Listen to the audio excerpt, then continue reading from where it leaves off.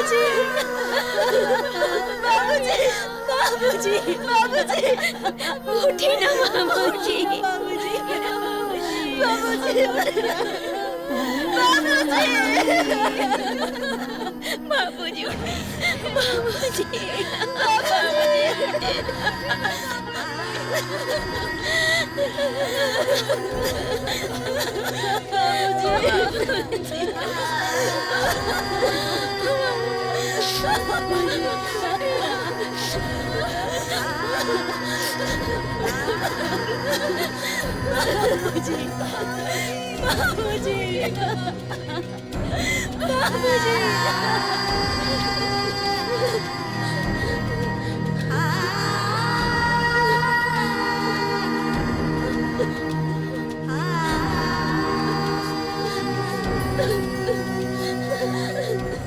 बाबूजी, भैया, बाबूजी, ना ना बाबूजी, ना जा ना कर भैया, ना ना बाबूजी, ना हम चलिए ना भैया। ना बिल्कुल दीदिया, बाबूजी बोलत नहीं कि कुछ। दीदिया, बाबूजी, बाबूजी, दीदिया, बाबूजी,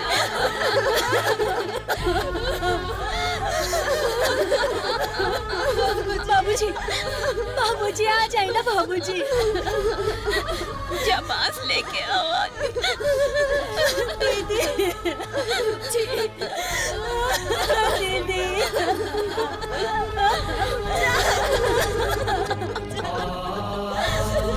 बाबूजी, बाबूजी, उनके छोड़ के बाबूजी उड़ा बाबूजी।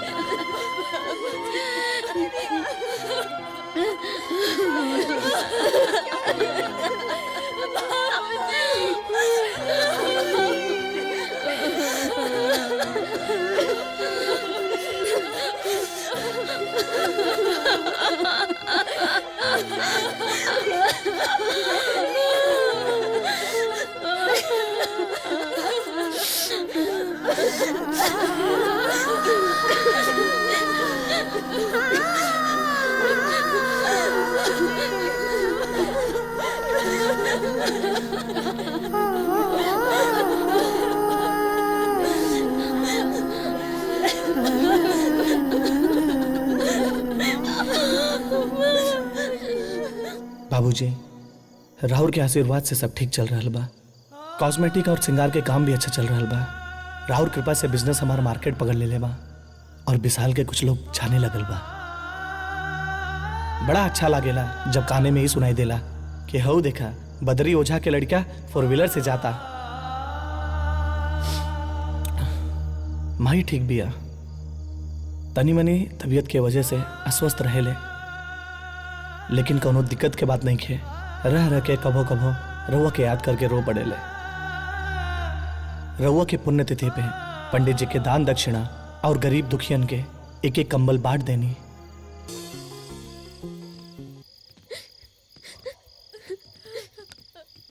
बेटा 5 मन आम के लकड़ी और कुछ घी ले ली हलो और साथ में गोईठा भी। ठीक बा? हो जाई। आ तुलसी गंगा जल सब जौन बा लेके रख लिया। लाश के नीचे उतार। मृतक के परिवार में के बा? ए बड़ी वो ठीक बा, लेकिन मुखग्नि के दी।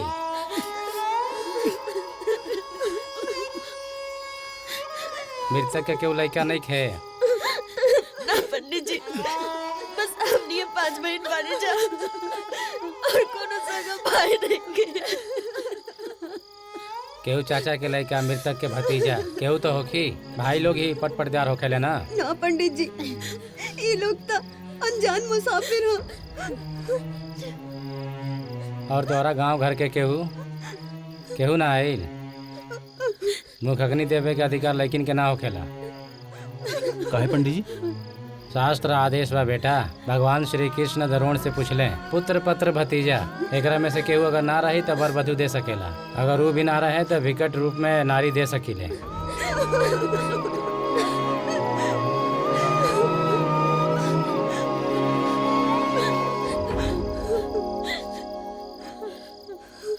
बहन, का हम तू लोगन के भाई बन सकीला? हमार कोनो बहन नहीं के।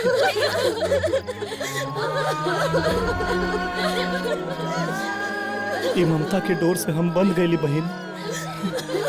आज से हम अकेले नहीं खे। हमार 5-5 गो बहन बाड़ी।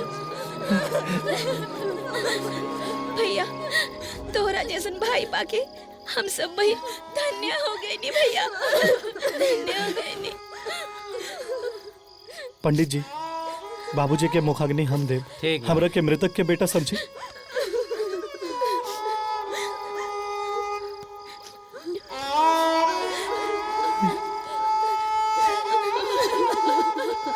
एकरा दाह संस्कार में कोनो कमी ना होके के चाहिए। ठीक बा बेटा। आम के लकड़ी के साथ है चंदन के लकड़ी भी ले ली।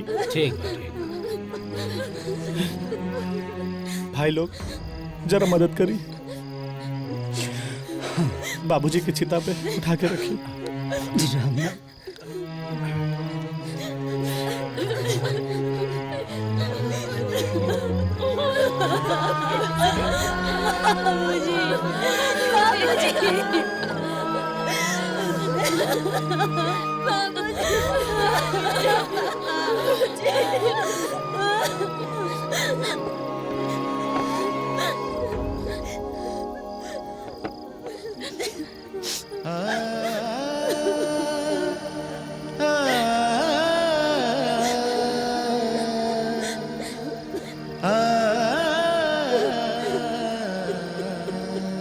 ये ला बेटा।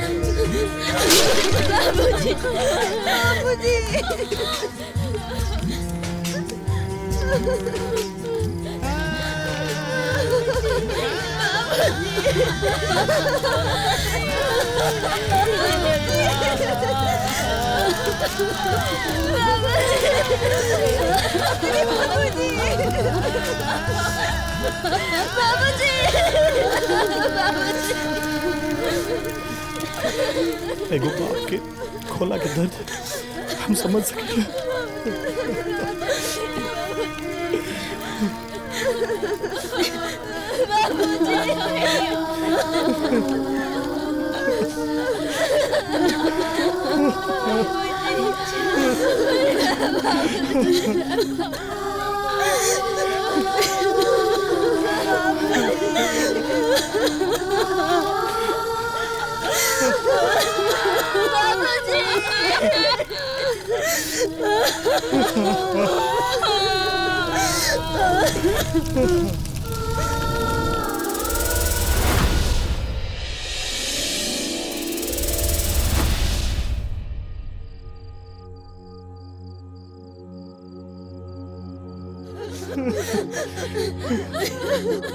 भैया अब हमारे बाबूजी के तो सहारा नहीं के। हमने के सर से आज बाबूजी के सर उठ गए और हाथ हो गए नहीं हमने।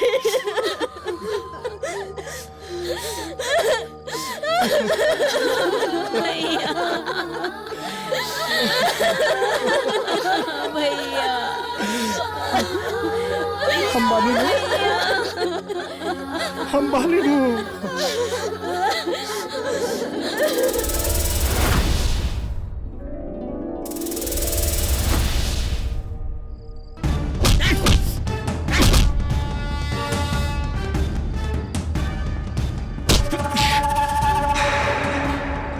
तोरा का जरूरत रहा हीरो बने की? हाँ?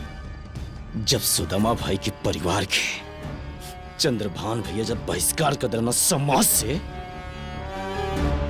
तो मदद के लिए का जरूरत रहा तोरा? हाँ? हाँ?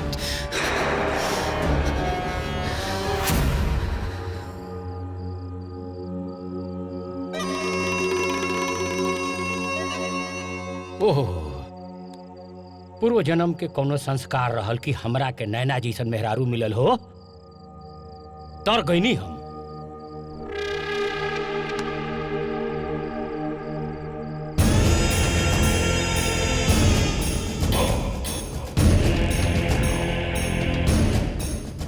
बेचारी गौ बाड़ी गौ। अरे हम एकरा के एक दू थप्पड़ मारियो दी ना, बेचारी कुछ ना बोली, चुपचाप सह जाली।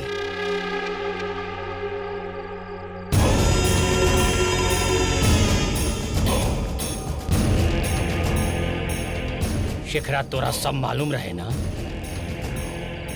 हमरे खानदान के लड़की अलग जाति में ब्याह कैले लस, ओकरा के शरण देले रहे सुदमुआ। अरे ओकरा के हम जात से काट देले रही भरी पंचायत में। ओकरा मरला पे तो चोरी चोरी ओकरा के कंधा देवे गए रहले। बोल काहे? ऐसे क्यों लड़की का दुख हमसे बर्दाश्त नहीं भइल।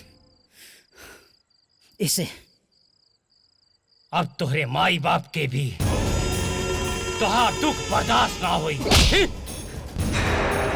इस चाटा के जवाब हम दे सकत रही, लेकिन अपने से बड़ा पे हाथ उठावल हमरे माई बाबूजी के दियल संस्कार में नहीं खे। अरे ये तो बहुत बड़ा छोर लागत था। सारे इतना लात खैले करे बादो भोकता रे। ए भैया ऐसा करके सारे के मुंह आग दे। ए जी छोड़ दी ना एकरा के, अब दोबारा ऐसा गलती ना करी। छोड़ दो। अरे हमरे वाइफ ना लाइफ बाड़ी, छोड़ दो एकरा के। जो एगो छोटी सी गलती की वजह से सुदामा भैया के समाज से बहिष्कृत कर दिहल गई, और ऊ ये दुनिया में नहीं खे।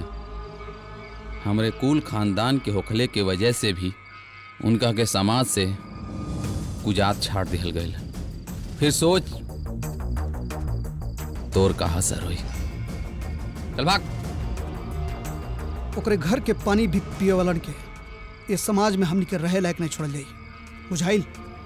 चल भाग।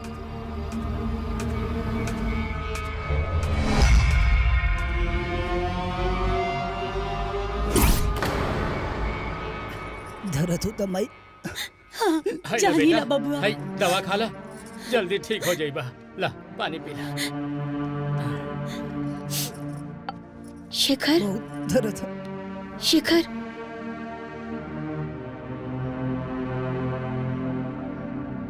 शेखर का तू खाए के चलबा का? तू कंधा दे लाना, हमनी के बहुत अच्छा लागल। का करी माई? बाकी खाए चलता ना तब पितृलोक के बहुत खुशी मिलत। एक तू ही आखिरी आस बाड़ा शेखर। कंधा देवे के नतीजा तो देख रहल बाड़ू ना। अब वो जान जाई तो एकर का गति हुई। नहीं माई, ये हमार कुल के एक ही दीपक हा। एकरा ऊपर उल्टा सीधा बिहार चला था। हमके एके बड़ा ढक के रखे के पड़ी। हमरा के माफ कर दा बबनी। ऐसा मत बोल माई। माफ कर दा।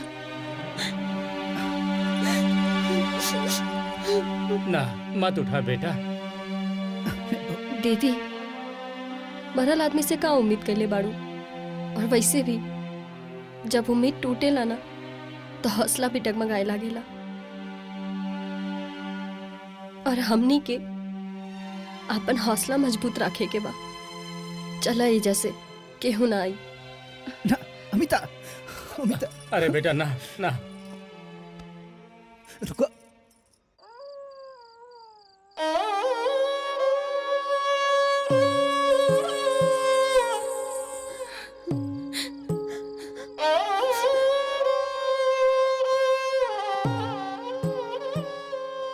कौनो बात ना बहन, तू लोग चिंता मत करा। सुदामा चाचा तोहरे बाबूजी ना, हमरे बाबूजी जैसे रहले।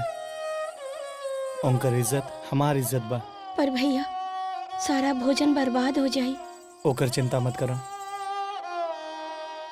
सोना, कृति, तू लोग हमरा साथे आवा।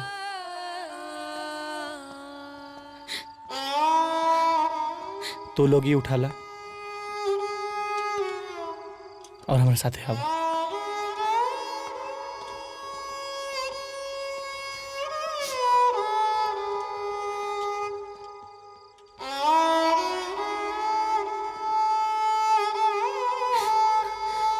दीदी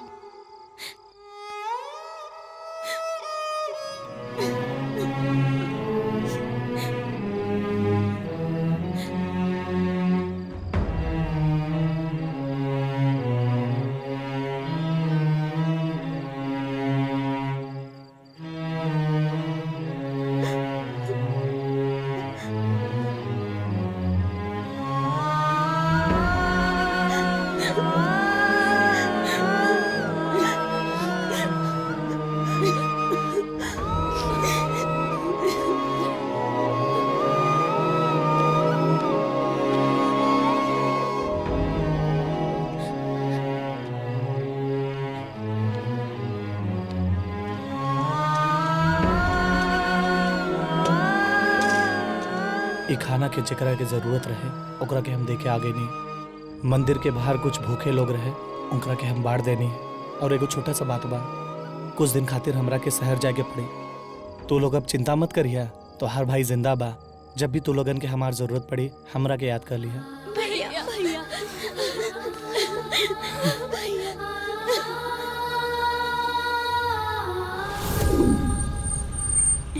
दीदिया, बाबूजी। हाँ बाबूजी आ गए। बाबूजी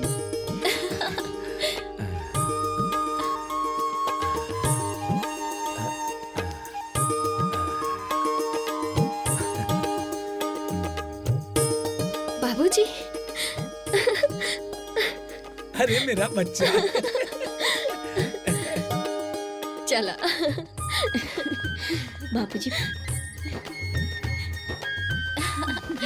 बैठी, पानी ली।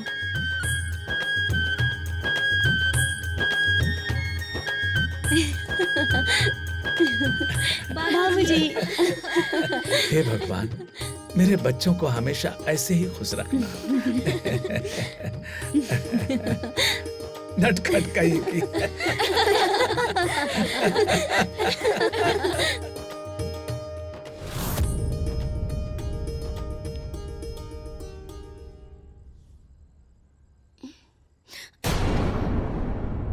बाबूजी। हाँ बिटिया। बाबूजी कहाँ चल गए रहलन? अरे कहीं ना बिटिया, बस गंगा स्नान करे चल गई रहनी।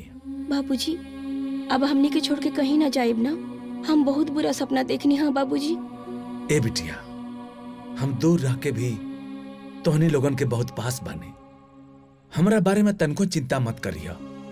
और हाँ, हम तोहनी लोगन के इतना मत सोचा हमरा बारे में कि खाना पीना भुला जा। तोहनी लोग खाना खा ला, ठीक बा बाबूजी। बाबूजी, बाबूजी।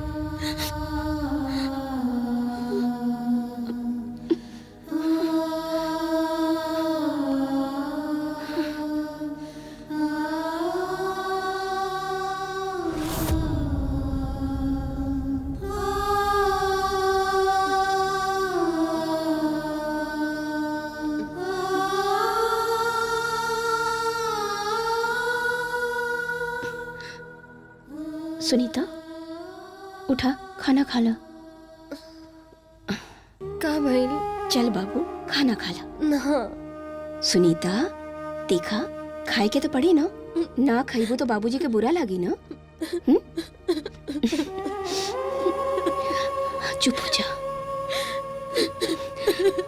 उठा, अब चला।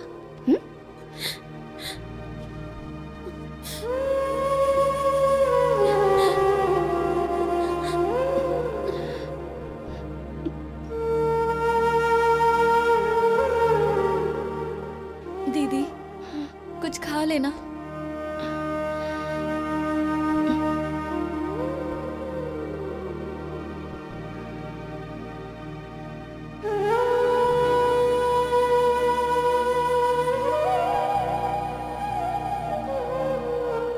खाना ना खैलू का? भूख लगल बा दीदी, हमू खाइब। आवा बैठा।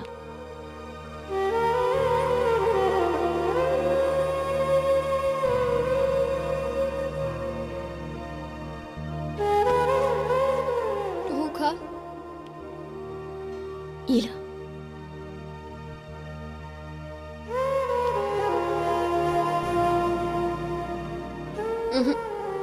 अभी पहले तू खा। तनी रोटी ले आवा तो। ले आवा तनी।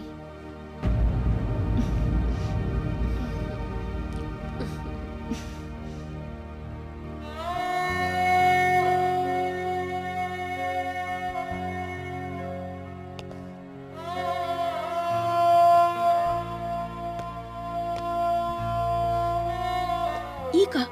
रोटी खत्म? थोड़े से आटा रहल दीदी, खत्म हो गई। और चावल? वो तो कब के खत्म हो गई। पापा के क्रिया होते समय खत्म हो गई।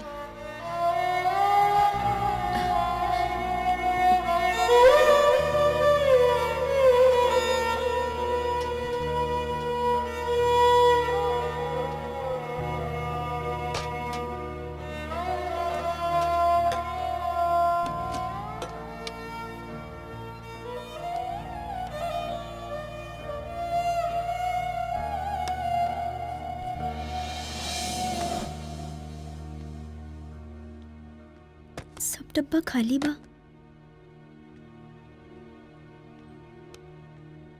कीर्ति, का ढूंढा तारू? दाल। अरे दाल नइखे मिलत त चावल बैठा दा ना।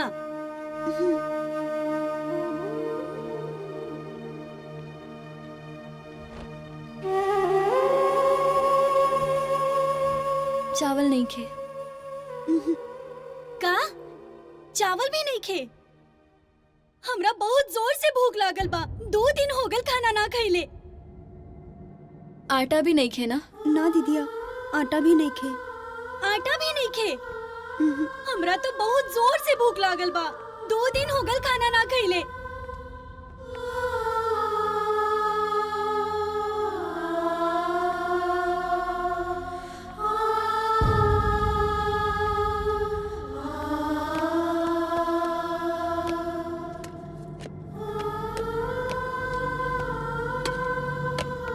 कुछ मिलल? कुछ नहीं खे।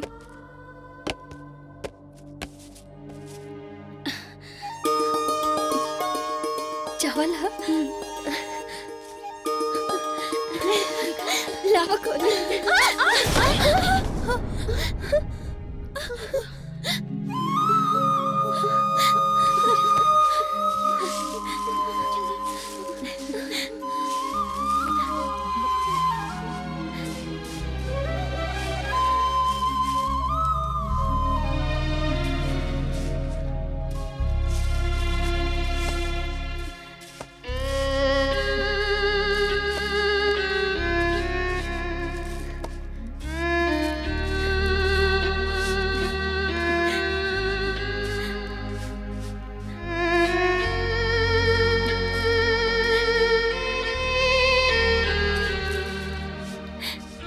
जल्दी बना के लावा, हमरा भूख लागल बा। जल्दी।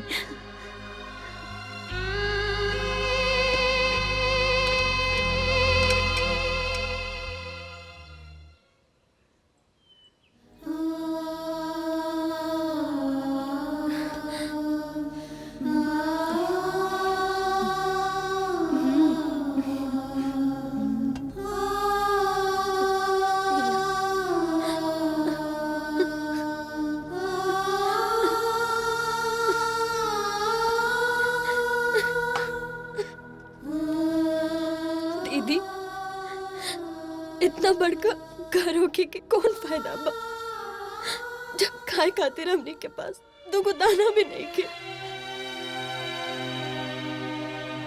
बाबूजी, इतना बड़ा घर छोड़ ले रहन हमनी खातिर, पर ये घर के अलावा कुछ भी नहीं के हमने पास।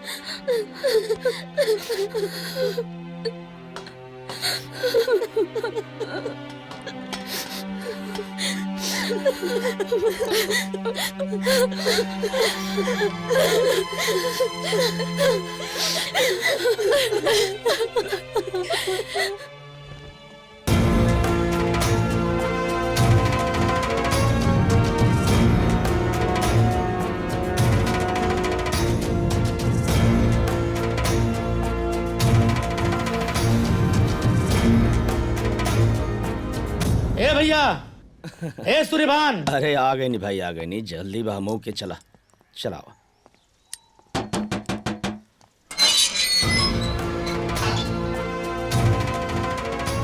चाचा कहाँ जा रहा बाड़ा? अब हम मार्केट जाते नहीं है, हमरा लेट होता। कौन बात बका? चाचा, हमने के पैसा चाहिए। पैसा? कैसन पैसा? कैसन पैसा? हमार बाबूजी राउर ऑटो 6 महीना तक चलौले बाड़े, उहे पैसा चाहिए। देख लो, हम सुदामा भैया को पूरा हिसाब कर दिल बानी, एको पैसा बाकी नहीं है। ऐसा मत कही चाचा, बाबूजी सब लिख के गइल बाड़न। देखा चाचा, हम डायरी देख ले बानी, 4 महीना के हिसाब क्लियर बा, मगर नवंबर और दिसंबर के पैसा बाकी बा। हमनी के बस उहे पैसा चाहिए। डेली के हिसाब से 6000 हो रहा बा। देख लो, ये झूठ का पोटला लेके हमरा गलत साबित मत कर लो। अरे आज तक हम के पैसा नहीं रोकले, और वो आदमी का तो बिल्कुल ना, जे दुनिया में नहीं। हम भीख नहीं की मांगत, अपन बाबूजी के हक मांगे आइल बानी। देख लो, हमरे मान प्रतिष्ठा के दाव पे मत लगा लो। हम खुद भी एगो इज्जतदार आदमी आई, हमार कई गो बस और कई कंपनी चले समाज में, हम आज तक एक पैसा नहीं रोकले। अच्छा, पर इतना होते हुए भी रउआ लोग के बुद्धि में भ्रष्ट और नियत में खोट आ गई बा कि केहू मजदूर के मजदूरी करा के ओकर पैसा पेट में पचा जाए। बहुत रो लेनी हमनी, पर अब ना। अब ना तक का बेटा? हाँ? लड़ाई कर भी ते गोली चाहिए भी हमसे? हाँ? तोर पैसा चाहिए ना, जो तोर पैसा हम तो कराए थे। बतावत है का करब। चलो दीदी, चलो।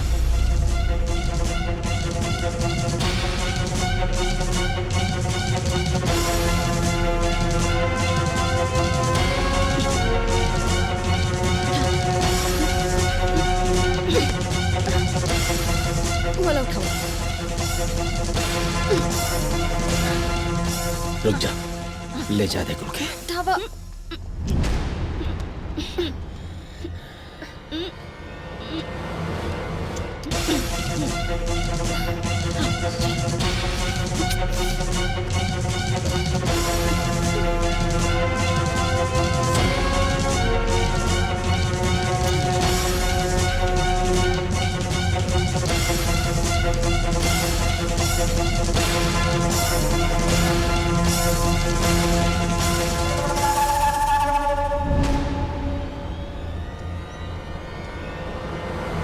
तनी ठीक से झाड़ू लगावा कि देखा कितना कचरा बा। दीदिया लोग आउते हुई हैं। कीर्ति, सोना। इमे का हा दीदी? गेहुआ बहुत वजन बा। एक अंदर लेके जो। उठावा, उठावा।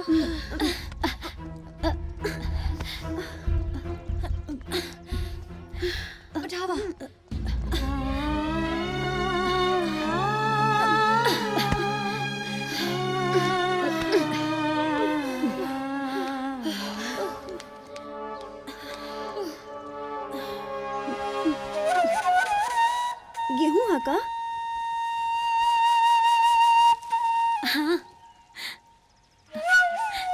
बड़ा मोट दाना बा। लेकिन बड़ा गर्दा बा। हम एकरा के फटक देता है। हाँ? एगो काम कर, तू एकरा ले जाके पिसा लाव। लेकिन दीदिया पैसा? घबरा मत, जब ले तहार दीदी जिंदा बा केहू पे आँच ना आवे दे।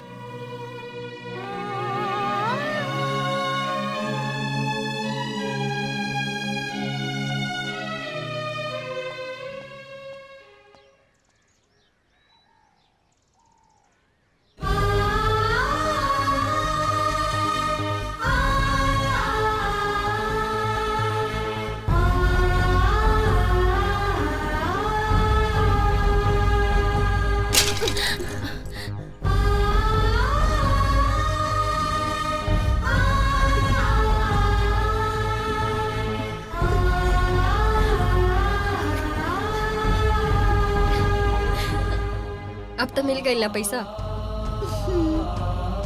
जो पिसा के लिया।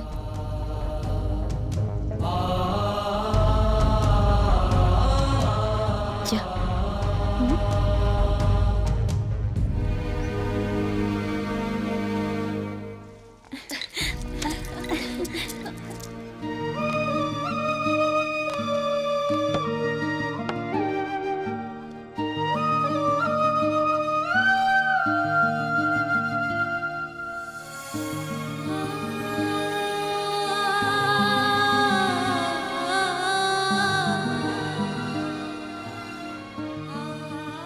दीदी।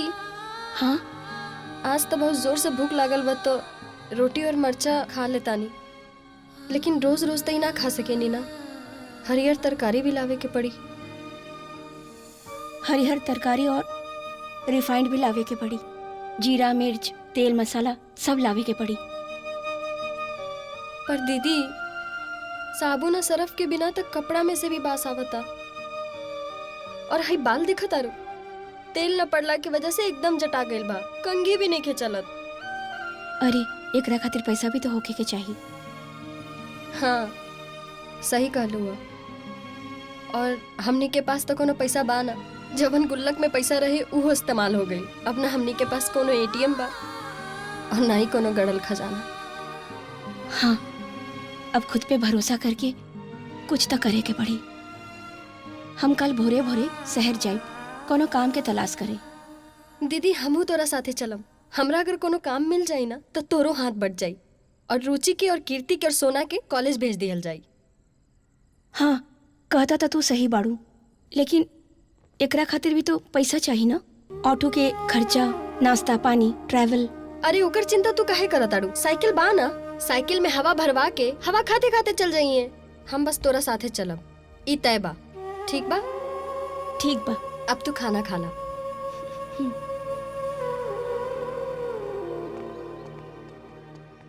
चला शाम के मिलल जाए। हाँ दीदी, और तू टेंशन मत लिहा, आज हम जॉब लेके ही लौटब।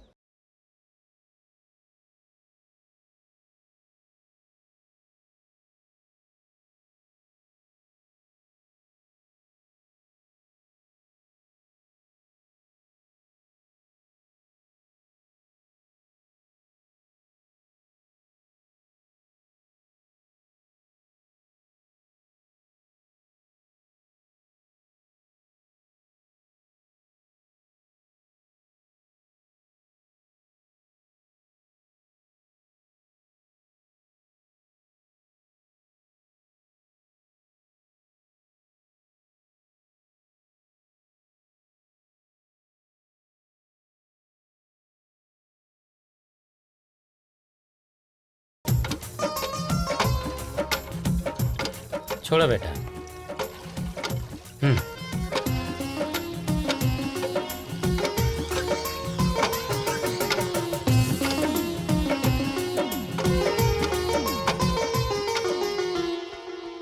बहुत बहुत धन्यवाद चचा।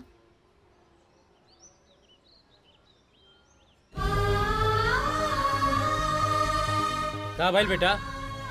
पेट में दर्द हो रहा बा। आवा इधर आवा, चला।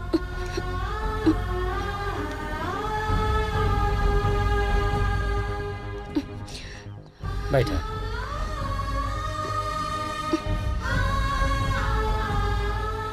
लागत खाली पेट बाड़ू। यही से गैस हो गई बा। रुका, हम कुछ लेके आवत हैं।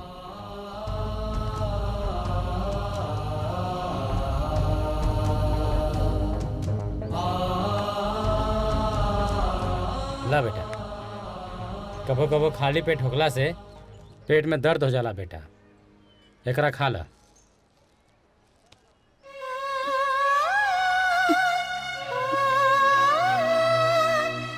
ला बेटा पानी पी ला।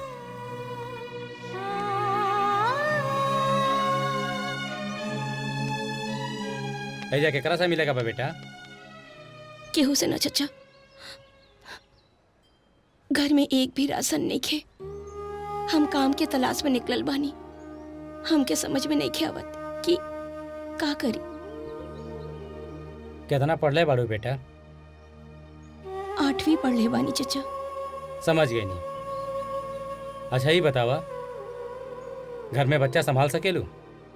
हाँ। स्कूले छोड़ सकेलू? हाँ। खाना वाना बना ले लू? हाँ। अच्छा देखा, एक जगह बात करत है।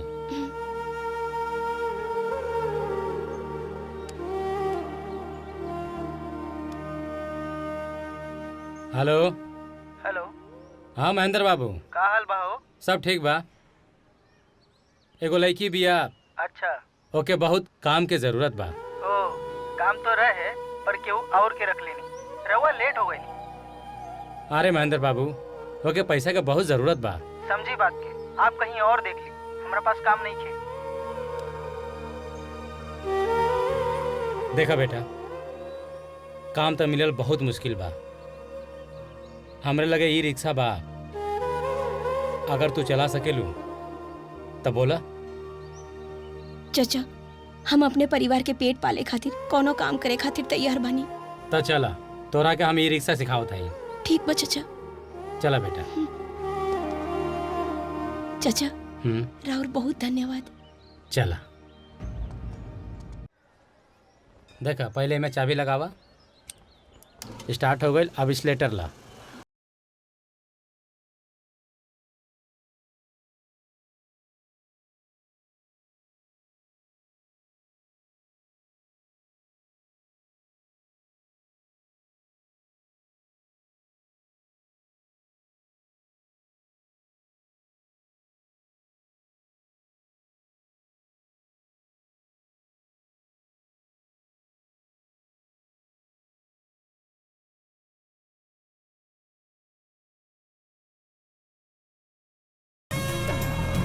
खुश रह बेटा, तू तो बहुत अच्छे से सीख गई लू। अब लिया आइया, यही जगह हमसे ही चाबी ले लिया, गाड़ी चलाइया और अपन परिवार के पालन पोषण बढ़िया से करिया। ठीक बा? राहुल धन्यवाद।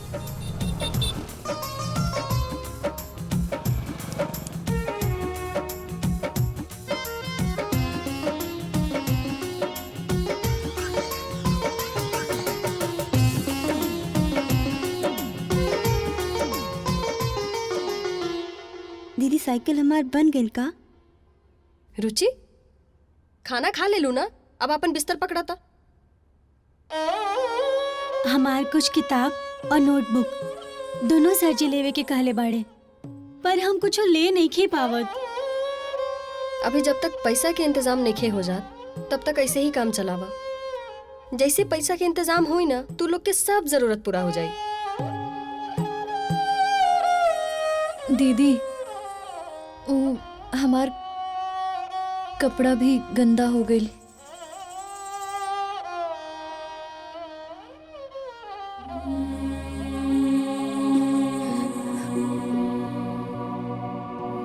अब कितना परीक्षा लेवा का ना, अब हमरा धीरज के बांध टूट रहल बा का ना।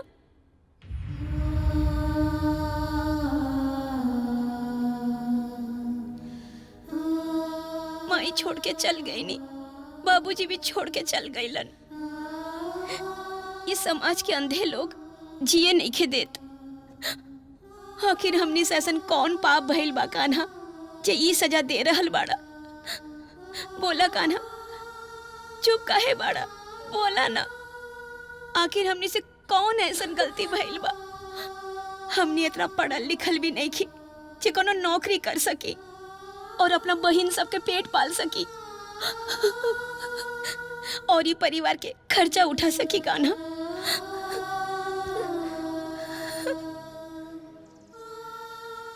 अरे सोना, तू कब आइल हुआ? दीदी चाय चाय पीला। चाय? दूध खातिर पैसा कहाँ से आइला? उ जौन 50 किलो गेहूं रहला ना, हमें से कुछ बेच देली।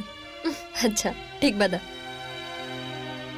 और जौन पैसा मिलला ओमे से तेल मसाला सरफ उरफ लेके आईनी है, और जौन पैसा बचल ओके दूध ले लेनी है। एक काम करा, रुचि और कीर्ति की आवाज लगावा।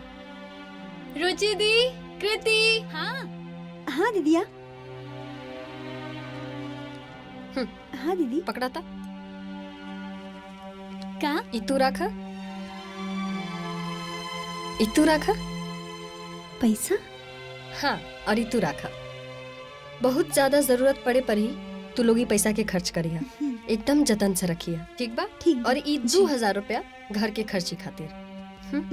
ठीक बा। तोहार जॉब लागल बा का? हाँ। तू लोग के याद बा बाबूजी के अर्थी के उ जो एगो लड़का कंधा देले रहे, वो हमरा के शहर में भेटा गई। वो बहुत बड़का बिजनेसमैन बाड़े। वो हमनी के तकलीफ से वाकिफ होके हमरा के अपन सेक्रेटरी के जॉब पे रख लेलस। तो बहुत अच्छा भइल दीदी। हाँ। अरे दीदी, यहाँ आवा।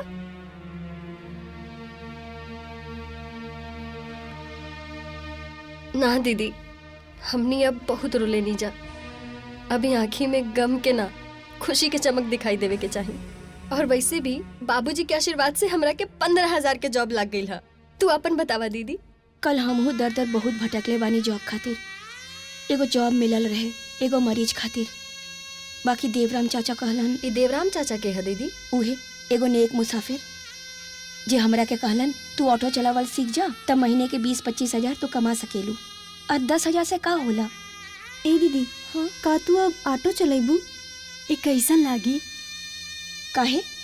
हमनी के बाबूजी ऑटो चला के हमनी के पोसलन है ना, तो उनकर बेटी चलाई, ते में बुराई का बा? हाँ, और वैसे भी दिल्ली, बम्बई, कलकत्ता में तो लड़की से ऑटो चलावे ली ना सर, तो फिर हमार दीदिया काहे ना चलाई? और हाँ, देवराम चचा के कारण एक दिन में ऑटो चलावल सीख गई नी। ये तो बहुत अच्छा बात बा। एक काम करा, तू लोग जा कॉलेज के लिए रेडी होवा, हमनी के भी ड्यूटी पर जाए के बा। ठीक बा? ठीक बा दीदी।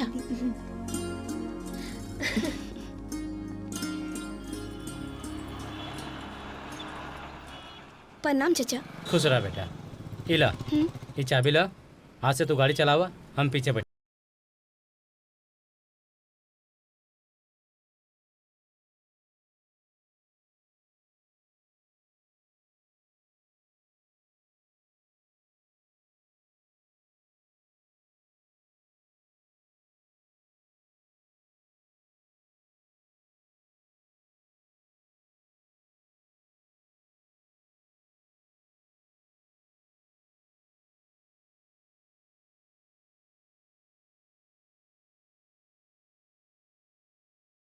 के हिसाब से अंक दे दिए। ठीक ठीक है चचा।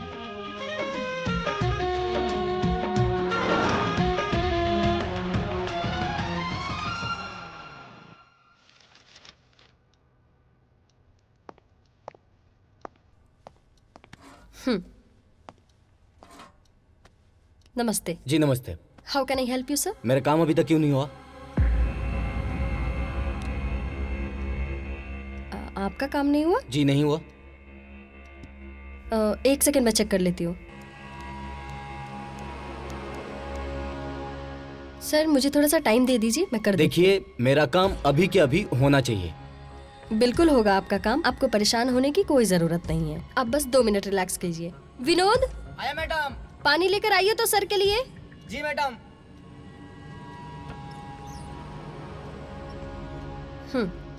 लीजिए, पानी पीजिए और बस 2 मिनट मुझे टाइम दीजिए, मैं आपका काम कर देती हूँ। ठीक है। ओके ओके, thank you so much. Thank you.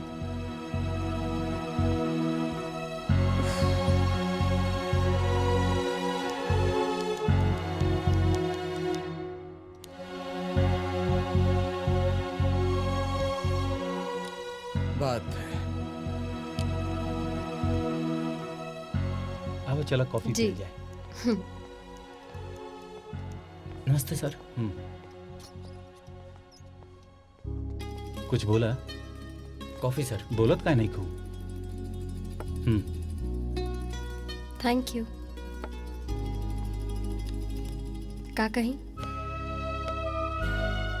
वैसे भी हमरा बोलला से ज्यादा सुनला अच्छा लागेला। तू एजा काम करके खुश बाड़ू ना?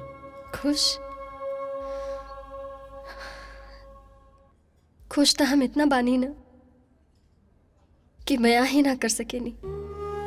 शब्द ही नहीं खे हमरा पास। कहे कि एजा काम करके हमरा जवन प्यार, सम्मान और खुशी मिल रहल बाना वो कबो नहीं खे मिलल। और उहो सिर्फ तोहरा वजह से। हम तो एक जरिया बानी, बाकी सब करे वाला ऊपर वाला है। कब कैसे कहाँ कैसे मुलाकात होके वाला हुई देखा ना। तू कौना गांव के, हम कौना गांव के, लेकिन आज देखा एक जा एक साथ एक टेबल पे बानी।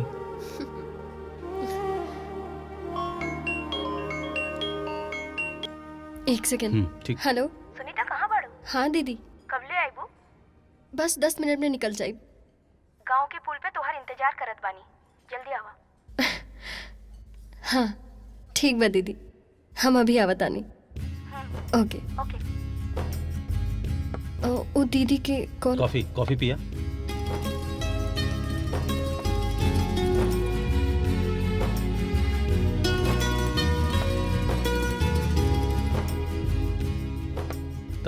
कॉफी कैसन लगल? बहुत अच्छा। हम निकली ना, कॉफी ते को बहाना रहे। तोरा से एक बॉस के हैसियत से ना, एक दोस्त के हैसियत से कुछ कहल चाहता नहीं। बोली? देखा हमार बात के कुछ गलत मतलब मत निकालिया। बोला का कहे के बा? बुरा मत मनिया, बात मुंह तक बा, जबान तक नहीं की आवत। वैसे भी जरूरी तो नहीं खे ना कि हर बात जुबान से ही कहल जाओ। कुछ बात सिर्फ एहसास करके भी जानल जाला। फिर भी का जान लो तू? उहे जवन राउर आँख में दिख रहल बा।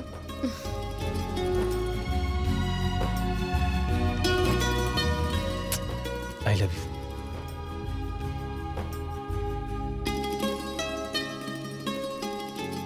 चला, देर होता तोरा के छोड़ दी। चला।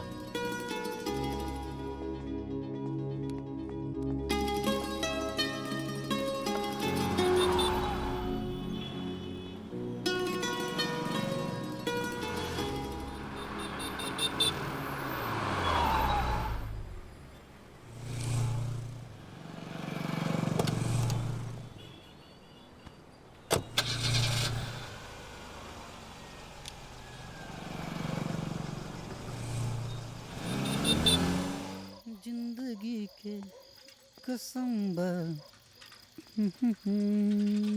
तोहरा के।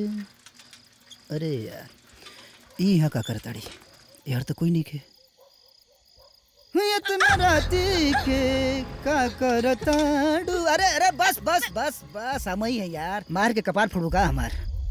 वैसे इतना राती के यहाँ का करत हो? ई चोर चकन का इलाका, हिरोंची फिरोंची हरे रहला सन। तोहरा के कब से इतना फिक्र होखे लागल? बचपने से जहिया से तोहरा के देखत आवत तानी।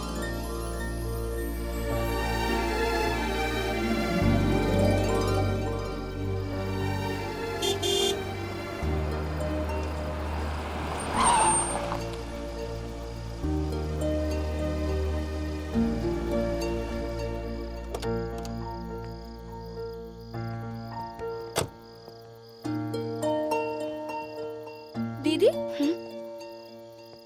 सॉरी सुनीता, हमरे वजह से थोड़ा लेट बाड़ी। वजह?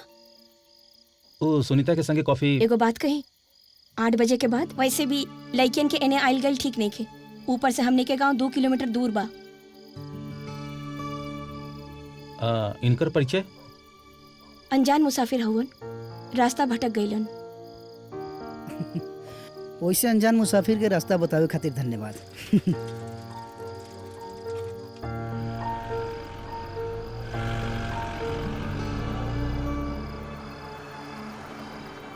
सुनीता चलो। चल हाँ चल। अब की पारी पंचायत के चुनाव पापा ही जीती है। ये जब्बार में कोनो मायू बेटा पैदा नहीं खे कैलस जे हमनी के खिलाफ चुनाव जीत जाए। लेकिन चाचा लोग इ टंगरिया जोन बा, ये भतीजा, ये टेंगरिया का टेंशन छोड़ा। ये पूरा जिला जवार में केहू केतना औकात नहीं खे जौन हमनी के खिलाफ चुनाव जीत जाओ। बुझाइल का भैया? बिल्कुल सही है भतीजा। अब फिर देखे नतीजा, टेंगरिया के टंगरिया ऐसे चर से चिरा जाई। अब पंचायत चुनाव ना होई, ओकर पंचनामा होई। चाचा तोलन के रंगदारी कब्बो ना छूटी। ए भतीजा, रंगदारी तो हमनी के खून में है। ये का भैया? खानदानी रंगदार है अम्मन के। अब तक टेंगरिया देखी, अब रंगदार। चला आज मस्ती चला कइल देखा जाए। जाए। बाबूजी रउआ खुश बानी ना? बिजनेस तो बहुत अच्छा चलता। हाँ बाबू, अब लगा था कि तू अपन जिम्मेदारी बाखूबी संभाल ले बड़ा। हाँ, एक लड़की के हम ऑफिस में देखनी है। वो लड़की के तू नौकरी पर रखले रहा, ओकरा के देखने की कस्टमर्स डील बड़ा बढ़िया करत रहे। वो जितना अपने ऑफिस के लिए अच्छा साबित होती है, वैसे ही अपने परिवार के लिए भी बहुत सही साबित हुई। बाबूजी कौना लड़के के बारे में बात करता नहीं? ऑफिस में तो 50 गो बाड़ी सन। बेटा, ये बाल धूप में ना पाकल है। कॉफी पिया? खाली कॉफी पिएबा कि बात आगे भी बढ़ी? हाँ?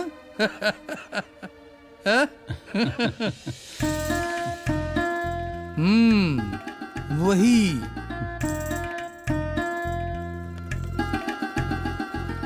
अरे हमारा नादान बच्चा। हाँ? वाह।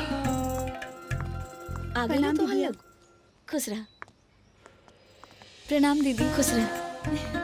प्रणाम दीदी। सुना, तू लोग कॉलेज जा। इला तोहार कॉलेज के खर्चा, ई तोहार कॉलेज के खर्चा, और ई तोहार। खूब मन लगा के पढ़ाई करिए लोग।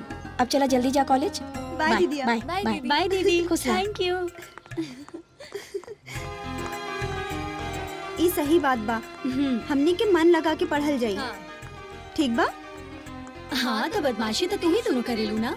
हाँ हाँ, तो यही से कहा था कि संभल जाना, तो 2-4 चाटे लागी ना तो ठीक हो जाइबू। हम कितना बार समझेले बानी तू दोनों के कि बदमाशी मत करा। चला अब मन लगा के पढ़े के बा कॉलेज में। ठीक बा? अच्छा। हाँ बहुत बढ़िया। हाँ। और तोहरों के समझ में आ गई ना का करे।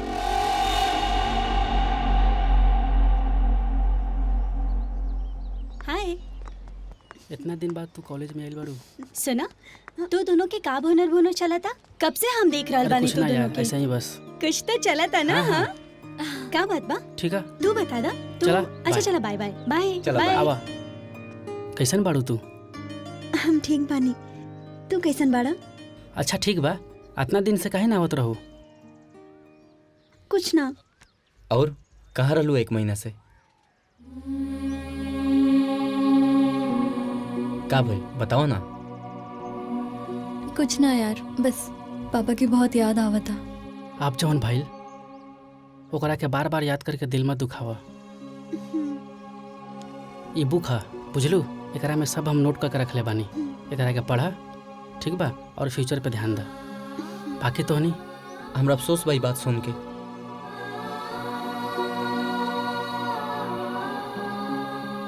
पापा के बिना पूरा जिंदगी सुनसान लागता।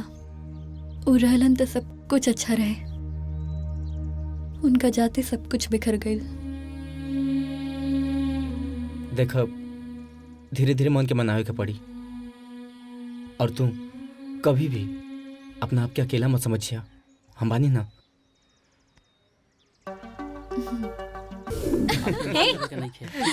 चला ठीक बा, अब लेट होता। चला आजा। हाँ हाँ, लेट होता, चले के। चला बाय। चला बाय। बाय। राउर कृपा से ये जिंदगी के सफर बहुत अच्छा कट रहल बा। कहाँ टूटल फूटल खटिया पे दिन कटत रहे, कहाँ आज एगो आलीशान बंगला में जिंदगी कटत बा। लड़का जब अपना पैर पर खड़ा हो जाला ना, मेहनत, जुनून और ईमानदारी के साथ अपने काम के संभाले लगेला, तब बाप के सीना 100 गुना चौड़ा हो जाला। सब राउर कृपा बा। रवा सब देनी, कोनो कमी ना रखनी है। पर रह रह के मन के एके गो बात स्थिर नहीं रह देत कि हम अभिषेक के शादी ना करनी है। ओकरा खातिर कोनो अच्छा लड़की मिल जाए। पापा। हाँ हाँ हाँ, आवत ही बाबू।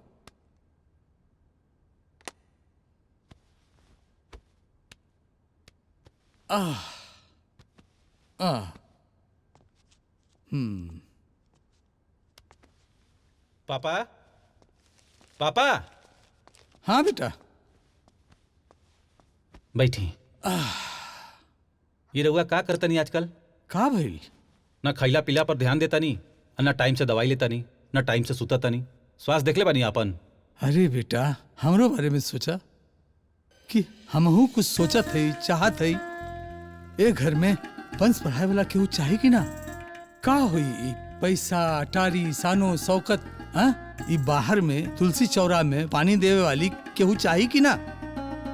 जे घर में एगो गृह लक्ष्मी निखे, ए बेटा बियाह कर ला। पापा, वो ऑफिस वाली सुनीता। सुमीता? हाँ, वो हमरा पसंद भी है। लेकिन बेटा बात तो यही है कि वो तारा पसंद करे लेकिन ना। हाँ पापा। अच्छा, तब बात यहाँ ले बढ़ गई बा। हाँ? ठीक बा, एकर आगे की जिम्मेदारी हम उठावत है। हाँ? ओकर घर कहाँ बा? शायद बसंतपुर में रह ले। शाम के क्लियर करके बता दे। ठीक है। ठीक है पापा।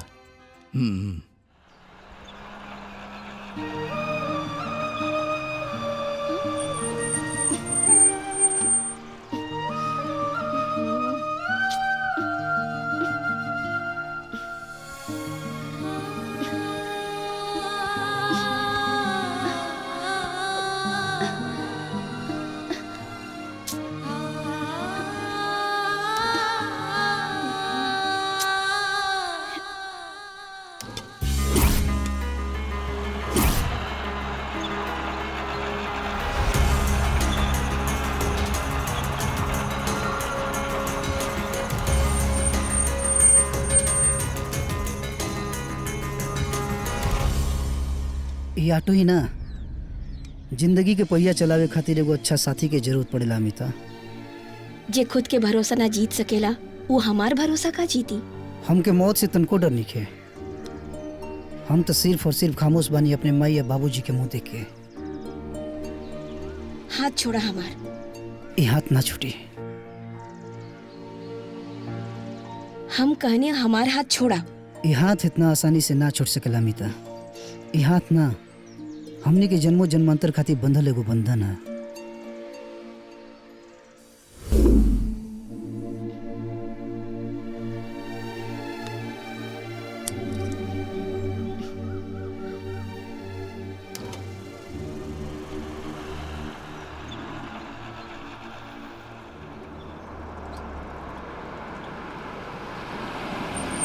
अरे बसंतपुर ये है का?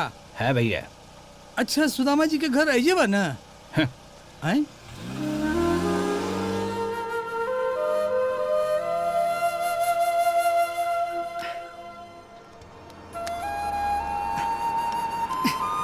ए बाबू, ए बाबू। अरे जी चाचा। सुदामा जी के घर ये गांव में ना बा? सुदामा जी? अरे सुदामा जी तो मर गए नहीं चाचा। अरे हाँ, उनकर लड़की लोग बाड़ी ना, सुमिता अमिता। हाँ हाँ हाँ, उन्हीं के घर जाएगा बा। अच्छा, का काम बा?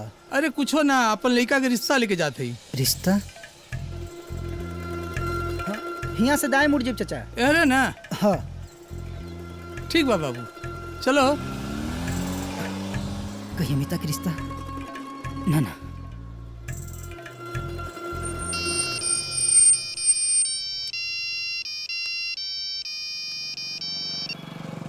हेलो अमिता। हाँ बोला। अब बोले के का रगिल बा? तुहार रिश्ता आइल बा, तुहरा के बधाई हो। का तारा? तू चाहता दुनिया बसाला। शेखर तो शुरू से ही तोहरा खातिर नीम की तरह कड़वा रहल ना। तू शेखर के ना समझ पैलू अमिता। हम उहे कहता नहीं जवन तू समझत आड़ू।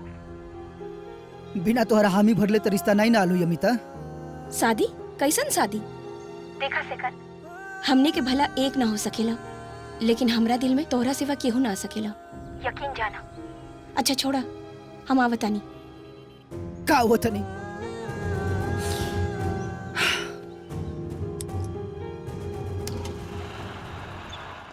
ए बदमाश, ई तू लोग सुमिता के बहन बाड़ू ना? जी जी जी, आपके परिचय? वैसे अंकल जी रहुआ जे भी हैं, पहले आई बैठी पानी पी फिर बात बताइए आप। हाँ, पानी। बैठावन जी। लव लव, आई बैठिए अंकल जी।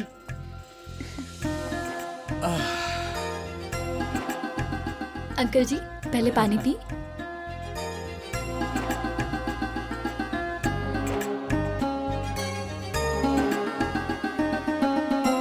हम अपना बारे में का परिचय दी? हमार छोट मोट मिनी बाजार चलेला, उहे का मालिक है। सुमिता हमरे यहाँ काम करेली। अच्छा। हाँ।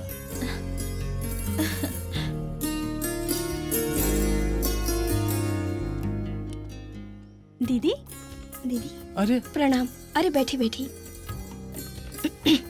हमरा ख्याल से रवा सुमिता के बड़ बहन अमिता बानी। जी।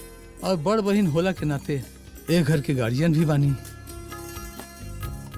हम आप ही से मिले आयल रही। हमारे एक छोट मोट मिनी मार्ट बा, जेकर पूरा करता धरता सुमिता बाड़ी। पूरा कस्टमर से डील करल, पेमेंट करल, बिजनेस ग्रोथ के देखल, सब उहे करेली। सबके जिम्मेदारी वो अपना माथा पर उठेले बाड़ी। हमार लड़का अभिषेक और सुमिता दोनों एक दूसरे के बहुत पसंद करेला।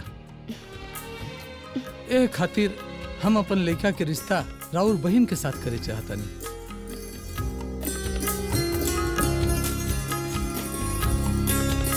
जी हमरा के कुछ समय दे दी, हम विचार करके बतावतानी। ठीक बा, जैसन होई हम इंतजार करब। प्रणाम। प्रणाम। नमस्ते। नमस्ते। चलते।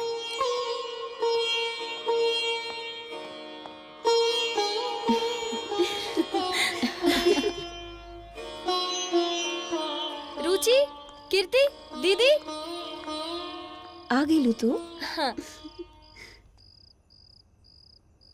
वैसे अभिषेक तोहरा के पसंद बा ना?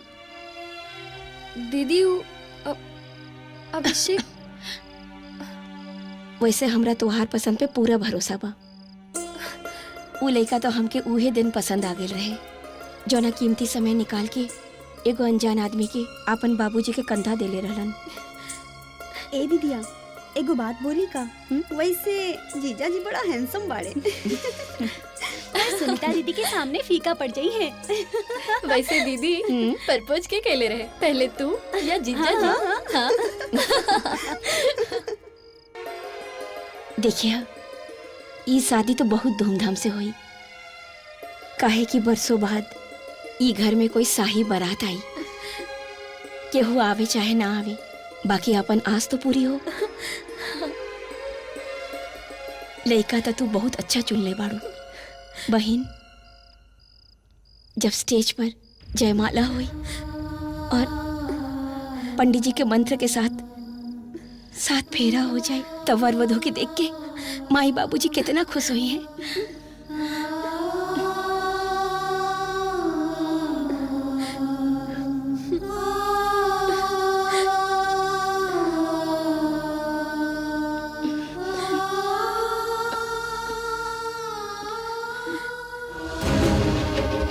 दीदिया, दीदी दीदी दीदिया, दीदी, दीदी, दीदी, दीदी कहाँ हो गई? दीदी कहाँ हो गई? दीदी उठा ना, दीदी, डॉक्टर के पास लेके चलो। दीदी कहाँ हो गई? दीदी उठा, दीदी उठा ना, दीदी। बेटा बाबूजी, वहाँ मत जा बेटा, वो लोग बहुत खतरनाक आदमी हवे। अरे तोके तो याद बा कि एक बार तोहरा ऊपर कितना अत्याचार कैले। बाबूजी अगर हम नहीं जीब तो ओकर जान खतरा में बा। आ केहू के मदद कइल बुरा ना होला। अगर ओकरे बदले हमके मौतें मिल जी तो ठीक बा, लेकिन हम जाइब जरूर। अरे रुक जा बेटा, रुक जा। दीदी, दीदी, दीदी कहाँ गई? खोला ना दीदी।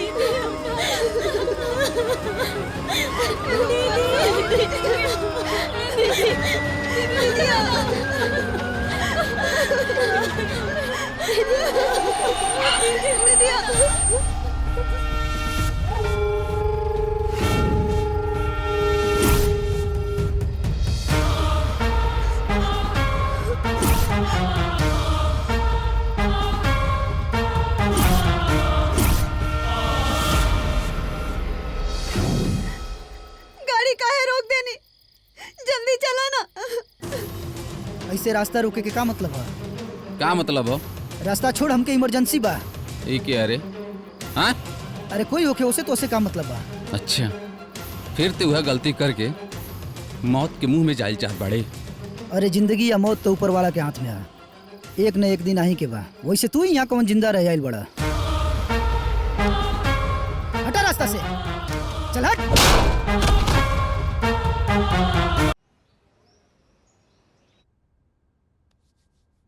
ए दीदिया, खून वगैरह सब ठीक से चेक भइल रहे ना?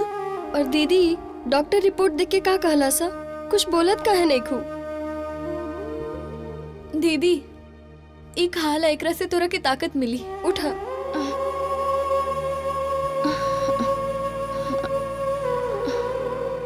लावा।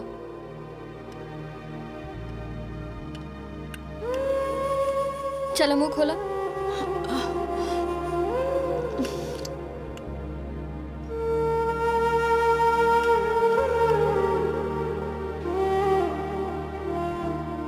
बस एक चम्मच और दीदी प्लीज।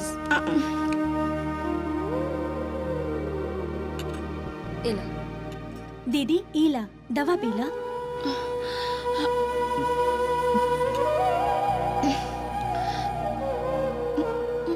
एक घुट औरी बा। बस। दीदी तोहर तबीयत एकदम ठीक नहीं खिलागत, तू आराम करा। आराम से।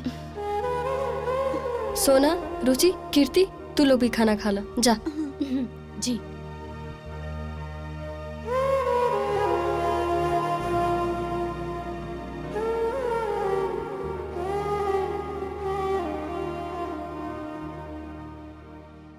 हाय कृति।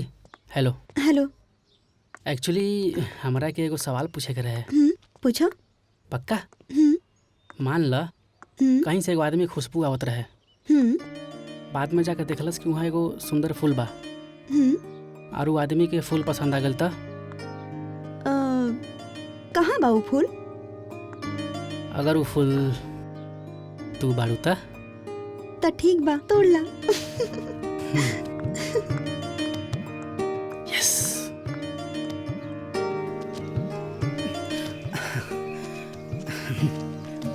अमिता ले जा, भाग भाग भाग भाग। अमिता अमिता अमिता सुना, हमके तोहरा से कुछ जरूरी बात कहे के बा। अमिता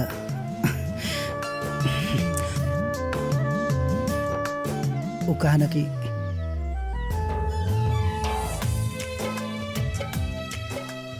हम तोहरा के पसंद करी ना।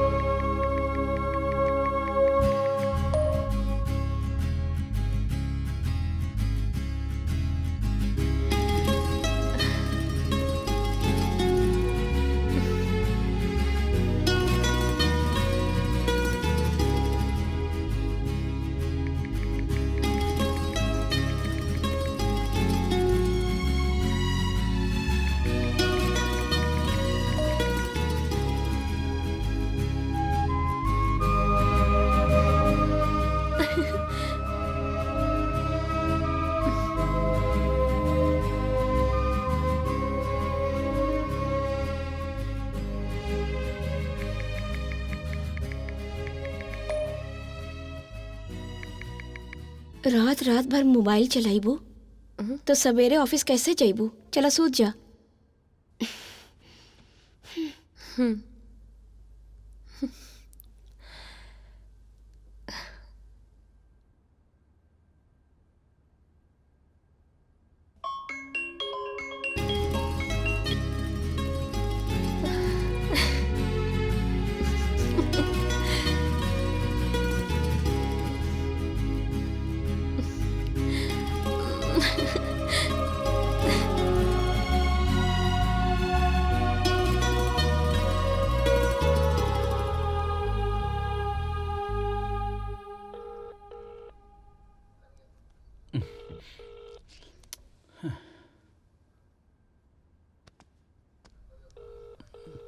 फोन उठाओ, फोन उठाओ।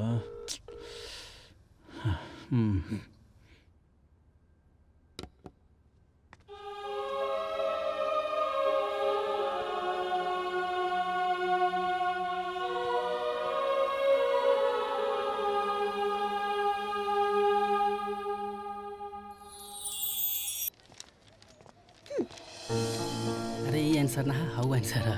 ध्यान से। ऐसे देखा जाता है। हम चाहते हैं ना चला कहीं घूमे। सच्ची में कॉफी पिए चल जाओ। अच्छा देखा ना ओकरा के कॉपी कॉपी ठीक है, खेल रहल बा। कॉपी कर लेंगे। तोहरा के ना समझ में आवेला? कैसे समझ में ना आई? हाँ? पढ़ो पढ़ो। तारा प्यार समझ में ना आवे। ए लेके सब कौन बाड़ी? तोहनी के पता बा? देखा ये तोहार बसंतपुर पंचायत ना है जहाँ तोहार हुकूमत चली। ये कॉलेज है कॉलेज, यहाँ पे हर स्टूडेंट स्वतंत्र बा, पढ़े में, लिखे में और कुछ करे में। मुंह तकला से ना सवाल के जवाब ना मिल जाई। जवाब देवे खातिर मुंह खोले का पड़ी। बोलत काहे नहीं खा? मुंह में दही जम गइल का? ए लड़की के तो हमनी कुछ हैले हैं सा। बाकी तोहर हम जीजा हैं जीजा। का समझ ले? बोल ले हा?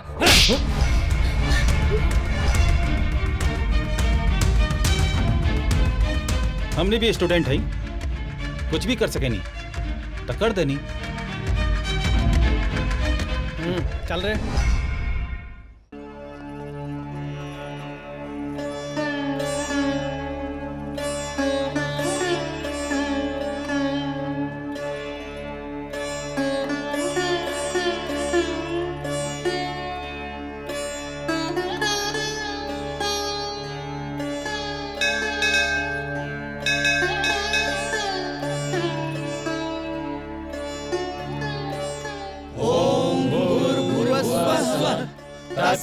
तत्सवितुर्वरेण्यं भर्गो देवस्य धीमहि धियो यो नः प्रचोदयात्। ॐ भूर्भुवः स्वः तत्सवितुर्वरेण्यं भर्गो देवस्य धीमहि धियो यो नः प्रचोदयात्।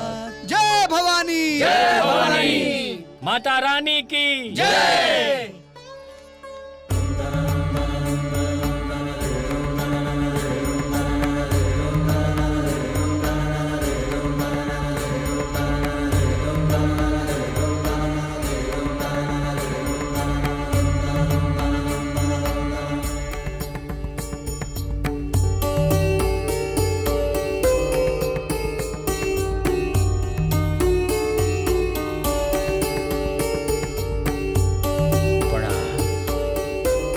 खुश रहे, जोड़ी बनल रहे।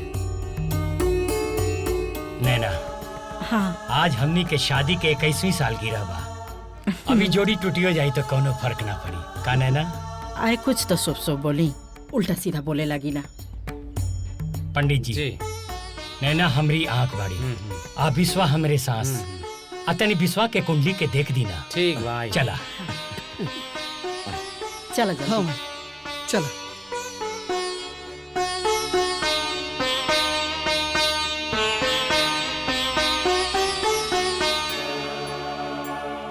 राहु और मंगल केतु अष्टम भाव में बैठल बा।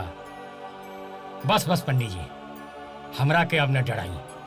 अरे हमरा और हमरे परिवार के कुछ ना हुई। चंद्रभान के ऊपर चंद्रमा छतरी तान के खड़ा बाड़े।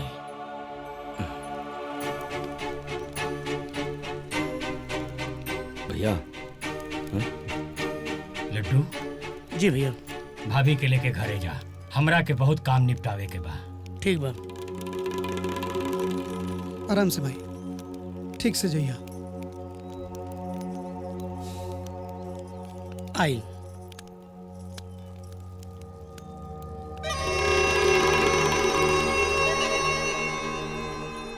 दीदी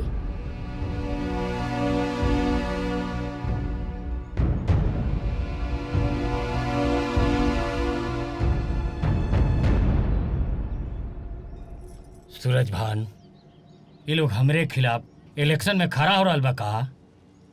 लगत तबाह।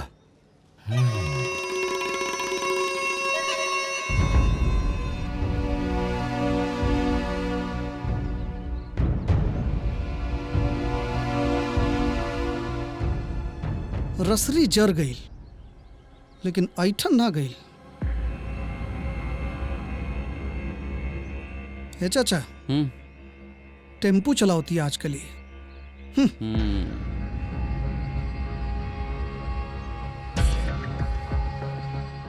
क्या करब, अभी ये सब देखल बाकी रहला। मर्दे के साथे बैठा, मर्दे से भाड़ा वसूला और मर्दे से बात करा, और एक दिन देखिए लोगन उनानक साथे भाग जाइए सन। बस चुनाव सर पे बा, ओकरा पे लगाओ लोग दिमाग, और कुछ पे लगाइबे।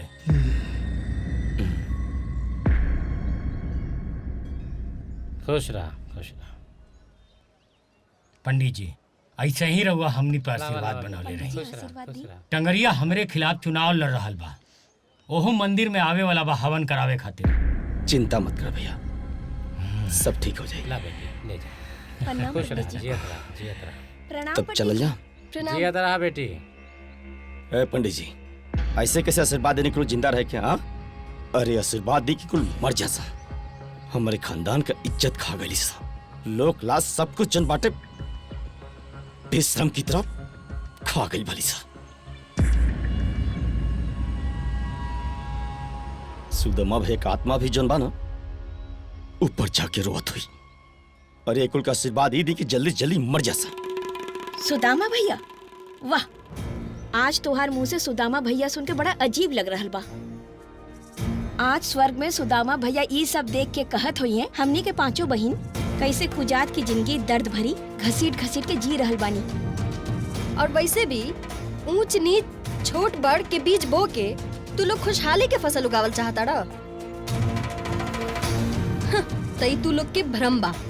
अब हमनी बहिन के ना जिंदगी पटरी पर आ गइल बा, और हमनी सब ना ऊपर चल पड़ल बानी। रोके के होखे तो रोक के दिखा दिया। पंडित जी, बहुत जीभ लपलपा के बोल रहल बिया। रउआ अपन आशीर्वाद के वापस ले ली, बड़ लोग के मुंह पे कालिक पोत रहल बिया। इतना मन मत बढ़ाई पंडित जी। चुप चुप रही, ब्राह्मण का आशीर्वाद दिया हुआ फिर वापस नहीं होता है।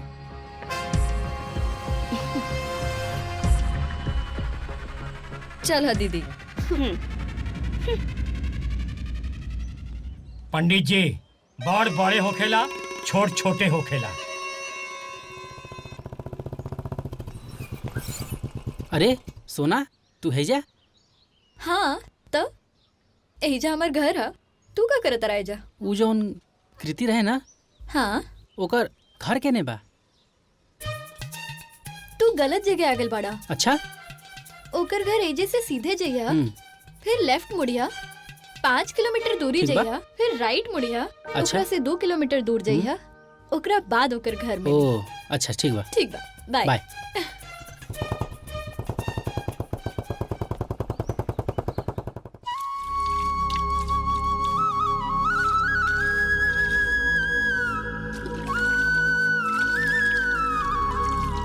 दीदी, हाँ ये कृति घर है? हाँ, ये कीर्ति के घर है। हमनी एक साथ कॉलेज में पढ़े नहीं जा। अच्छा अच्छा, आवा अंदर आवा। जी।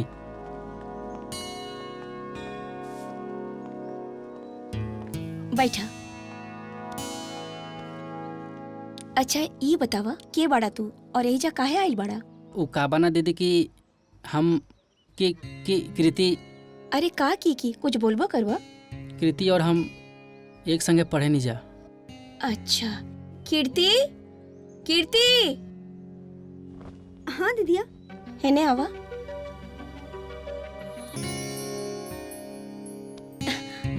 अरे कहाँ खो गईला? अरे अरे सुना तो।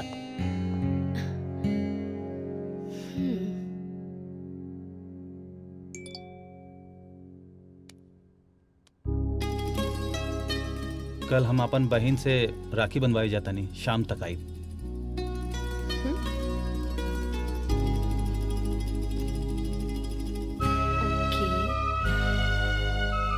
राखी काले बाटे।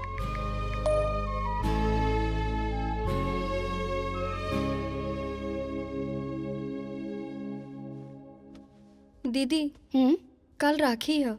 हाँ देखा ना, भाग दौड़ इतना हो गई बा, कुछ पता ही ना चलल कि कल राखी बा।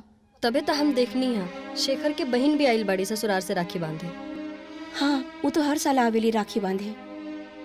जगन और बबीता के बेटी भी दुआरा पर दिखाई देत रही हैं। अब समझ में आई कि वो सब राखी बांधे आइल बड़ी। पर हमने के राखी बांधल जाए?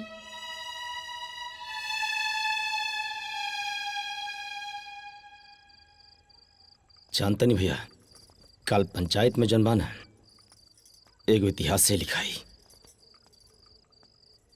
अरे सुदामा हमरे खानदान के होके पूरे खानदान के नाक कटवा देलस। सही कहतन भैया, सुदामा भैया हमने नाक तो जरूर कटौले बना और हमने जन बनी जा कोनो अच्छा नहीं जो कैले उनके साथ है।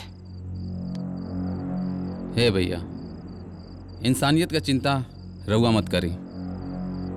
जैसे जंगल में शेर का आवाज गूंजेला वैसे काल पंचायत में हमरे भैया का आवाज गूंजी।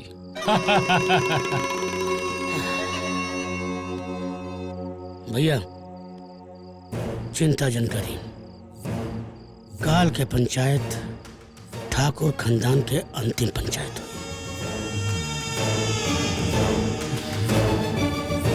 और ये पंचायत में समाज के अपन मोहर मारे पड़े।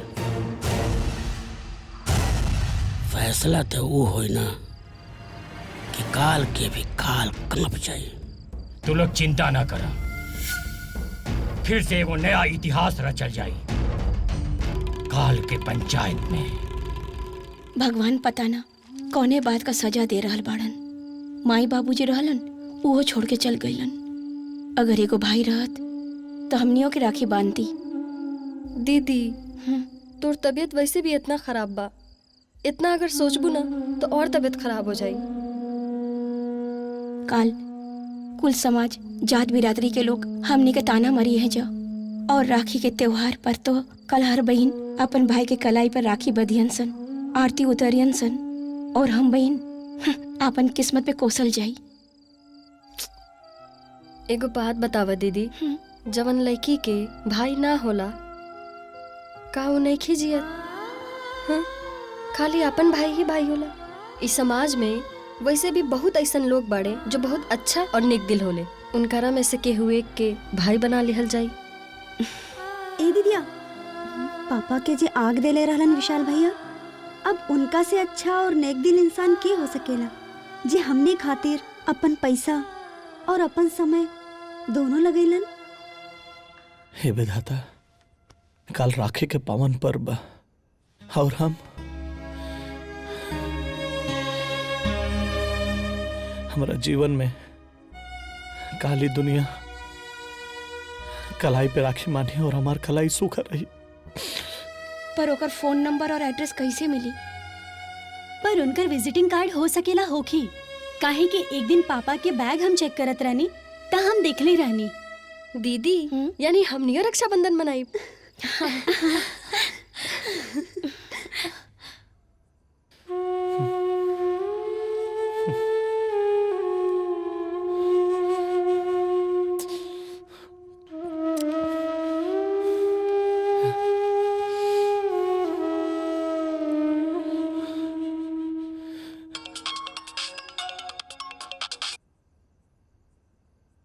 हेलो, तोरा के भैया, विशाल भैया, हाँ?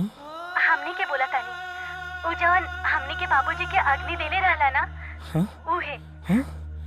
हेलो तू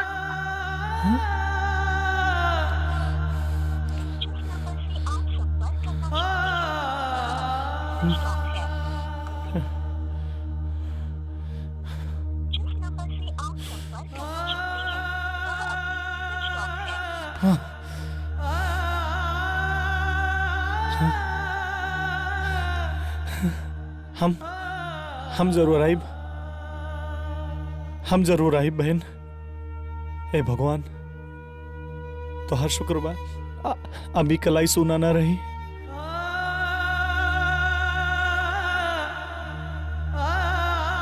हम आइब बहन, हम जरूर आइब। भगवान आप हमार सुन लेनी।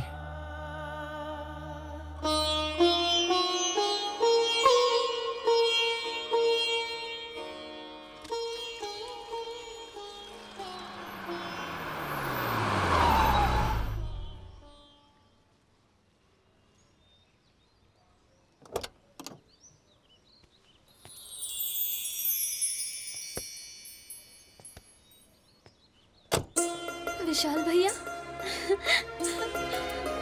विशाल भैया आ गए ले। दीदी भैया दीदी अरे ना ना ना भैया कैसे बानी भैया? दीदी दीदी विशाल भैया आ गए लेन।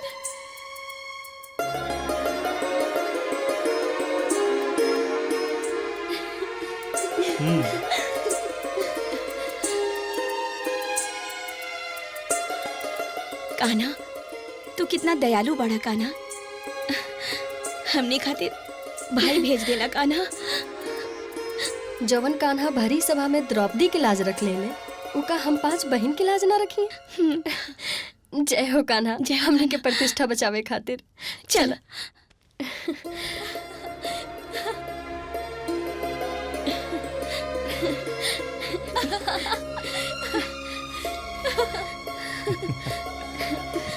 भैया अरे ना भैया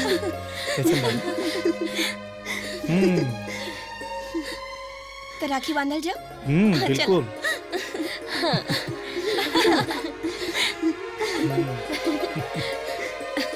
बैठो। रुचि जाके तनी जल्दी से चादर ले। हाँ दीदी। हाँ हटा। अरे भैया अरे हम भी मदद करब। भाई तू रह दे। बैठा भैया बैठो बैठो।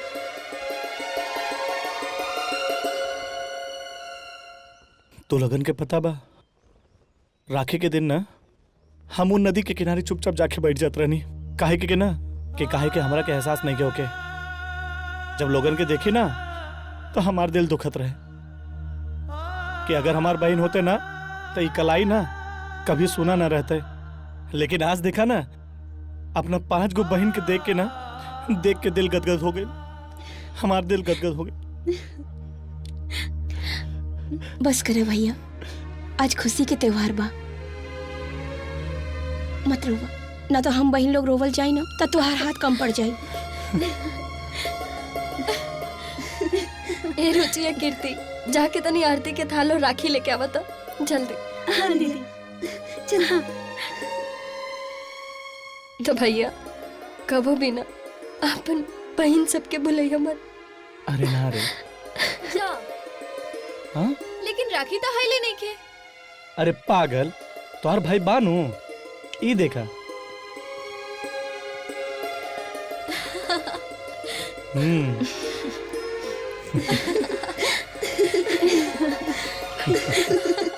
बेटा ठीक से जइहा, मन लगा के पढ़िहा। ठीक बा।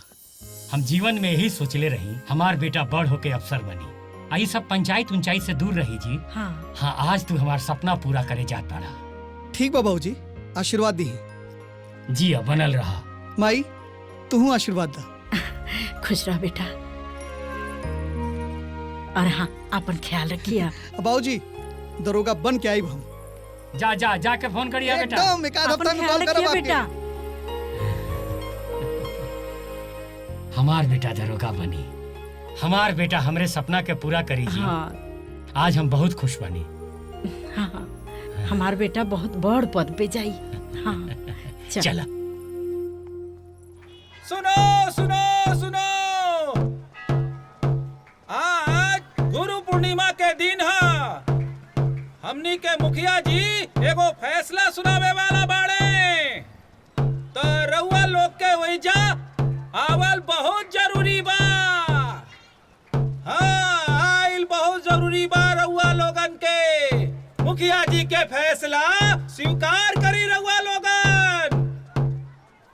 हाँ आइब आइब जरूर आइब रउआ लोग। हाँ आज के दिन हम फैसला सुनावे ना सजा माफ करे आयल बानी।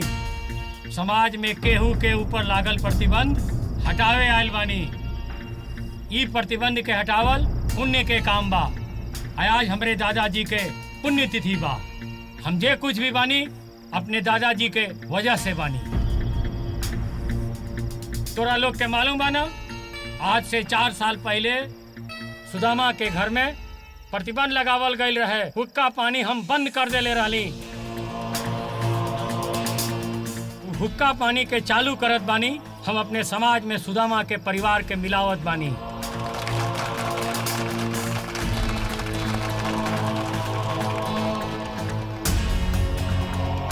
अरे तू का बैठ के सुनत बाड़ू? तू कुछ बोला, लोग के पता तो चले कि हमरे मेहरारू भी बोले ली। हमनियों के एगो इंसान है जा, और कोई भी इंसान के दर्द समझ सकता नहीं जा। अगर कोई घर परिवार के ऊपर लंबा समय तक प्रतिबंध लागेला तब ओकर हाय और बद्दुआ नहीं जले सकत। सिर्फ प्रतिबंध के मकसद यह होला कि हर कोई अपने अंदर से सुधार कर सके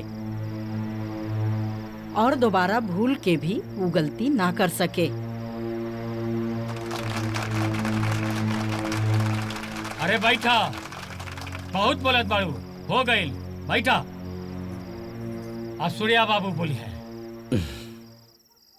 आज सुदामा भैया के परिवार से प्रतिबंध हटले का सबसे ज्यादा खुशी हमारा बटे कि आज उनका परिवार जौन बाटे सामान्य रूप से गांव के हर लोगों से जुड़ जाई। सबके घर से खाइल पियल, सबके घर आयल गए उनका शुरू हो जाई। ये बात के लेके हम बहुत खुश बनी। बस एक सवाल, ऐसा कौन गलती रहे हमरा बाबूजी के जे ई 4 साल के कठोर प्रतिबंध हमने के परिवार पे लगावल गई? ये हमने के और ये समाज सब जानल चाहता। सही बात बा, सब कोई जानल चाहत बा कि का बात रहे।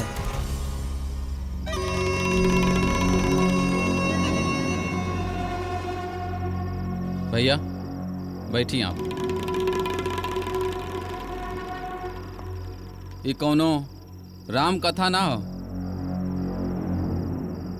कि सबका सुनावल जा। ये एगो बैड स्टोरी हो जौना के सुन के ये हमार गांव समाज के नई पीढ़ी पे बुरा असर पड़ी। और इहो लोग वह सब कल चालू कर दी हैं। का चाहता लोगन? मुखिया जी, जनता सवाल पूछे और रउआ के जवाब दे के पड़ी। और वैसे भी अमिता पंचायत का सदस्य बाड़ी और आपका वोटर भी, और हर वोटर का संतुष्टि रउआ का धर्म भी बा और कर्तव्य भी।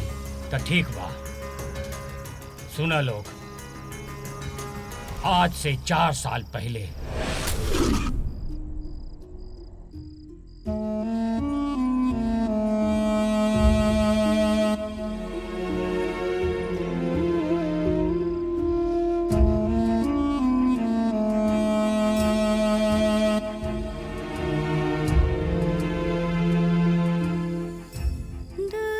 देवी माँ के साक्षी मान के आज से तो हमार धर्मपत्नी हो गई।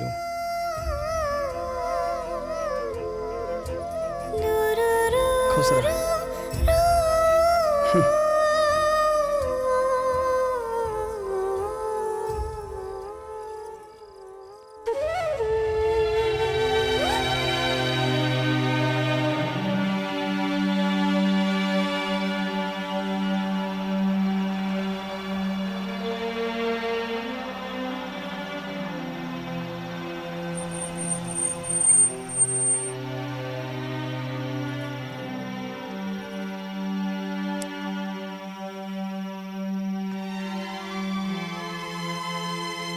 अरे बिटिया तू? हम दोनों जनी भाग के बियाह कर लेनी है। ओ सुदामा चाचा, बेटा तू लोग काम तो ठीक ना कैला। काहे से एक ही गांव के लड़की लड़का के बियाह हमरा संस्कृति में नहीं खे। तो लोगन का कच्ची उम्र, नया जोश, काम तो गलत कर बैठल बड़ा लोग। शादी मांग में सिंदूर भरला से ना होला। शादी कई के जीवन निर्वाह करे खातिर एक दूसरे के समझल, एक दूसरे पे समर्पण बहुत जरूरी होला।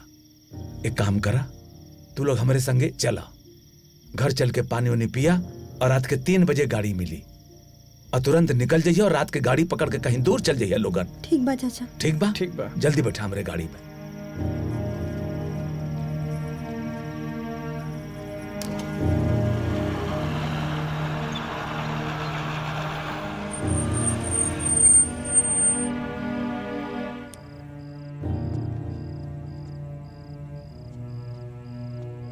उतरा लोगन, आओ।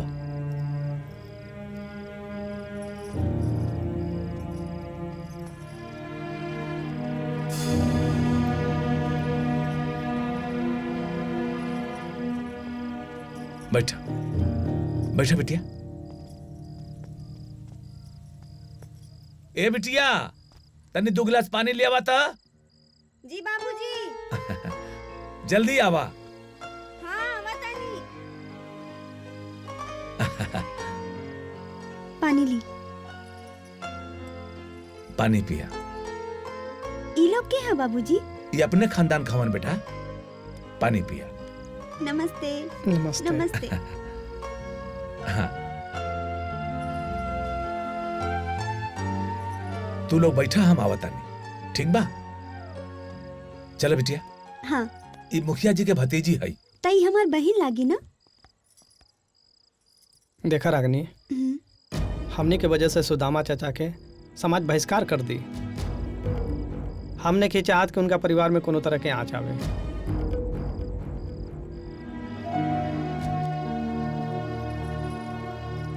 हमके माफ कर दी सुदामा चाचा।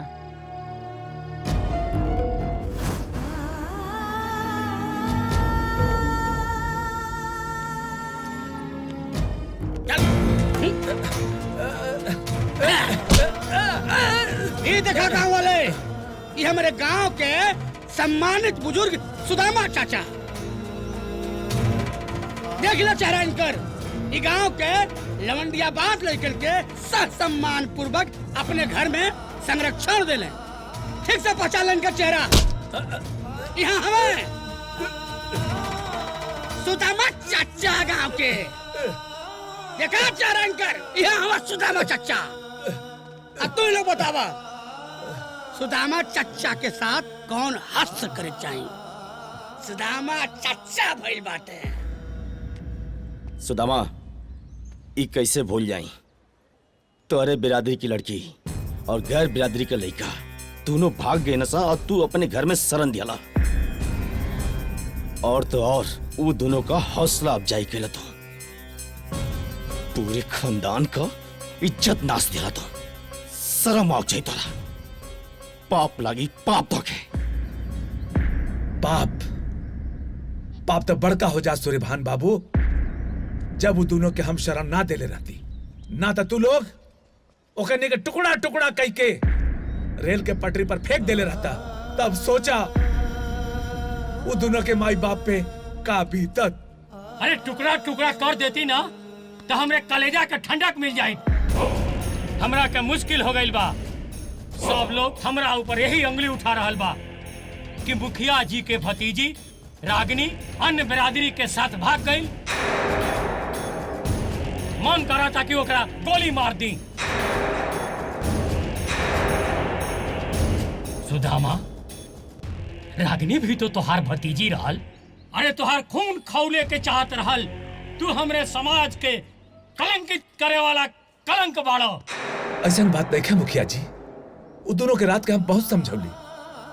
वैसे भी शरण में आयल प्राणी के बचावल मानव धर्म होला।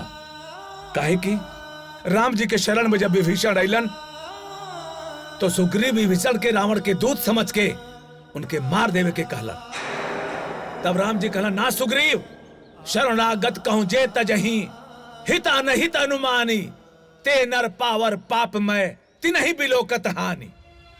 अगर शरण में अधम से अधम नीच तहार दुश्मन भी आ जाए, ओके बचावल तोहार धर्म होला। बंद कर तू अपन कथा प्रवचन। तू समाज के धोखा देले बाड़ा। अजे कहे बाड़ा ना, ओका सजा तोहरा के मिली। तू हमनी के साथे हमरे समाज से धोखा कैले बाड़ा। पूरे गांव समाज के लोग कान खोल के सुन ला। आज से इनकर हुक्का पानी बंद, खाना बंद, पानी बंद। हम इनका अपने जात से बाहर करत बानी। मंजूर बाना सब लोग के? मंजूर बाना? हाथ उठा के बोला। आज के बाद सुदामा और सुदामा के घर वालन से केहू कोनो रिश्ता ना रखी। ना सुदामा के घर आवल। और ये कानून आज से और अभी से लागू बा। जे भी ये कानून के पालन ना करी ओकरा के समाज से बाहर निकाल दिहल जाई। बुझाइल तो हम लोगन के?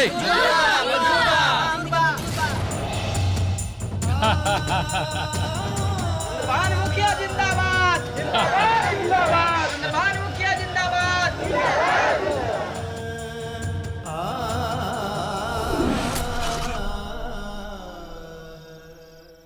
समझ गए लोग?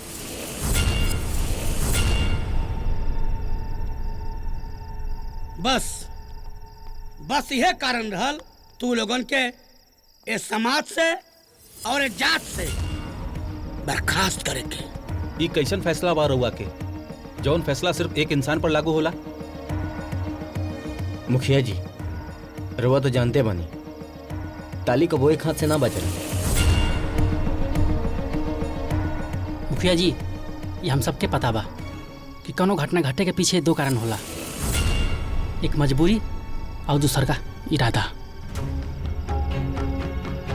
ई कैसन मजबूरी बा जौन हाथ जोड़े पे ओके मजबूर करेला?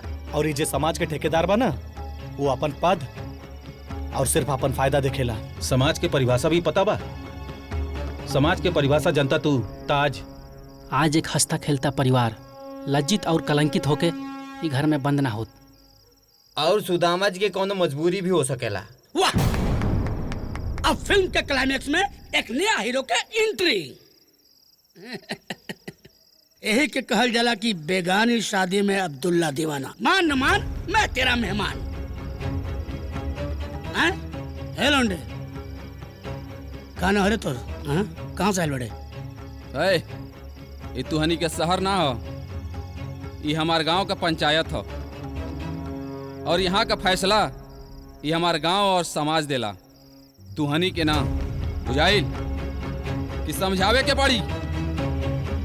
आइल बाणे यहाँ शहरी फैसला सुनावे।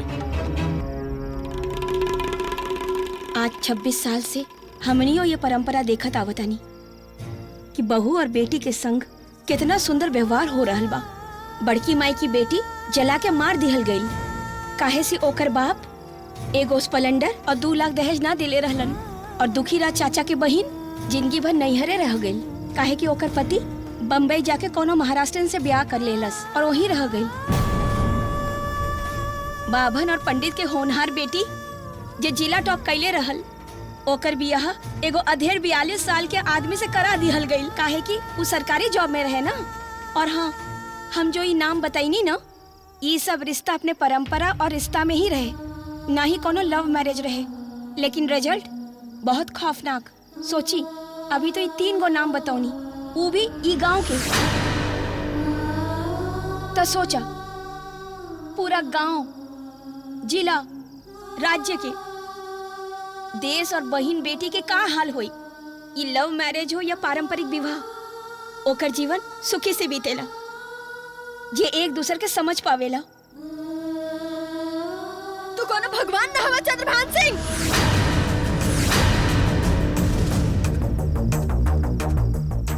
चंद्रभान के युग गई यानी खत्म। और वैसे भी अगर हमनी से पूछा ना तो तू लोग के प्रतिबंध लगौला के कोनो असर नहीं के भइल हमनी 5 बहन पर। उल्टे ही 4 साल में 40 साल के तजुर्बा मिल गई बा। और ये समाज के सारा चेहरा दिख गई जो अलग अलग मुखौटा लगा के ना मानवता के ढोंग कर रहा बा।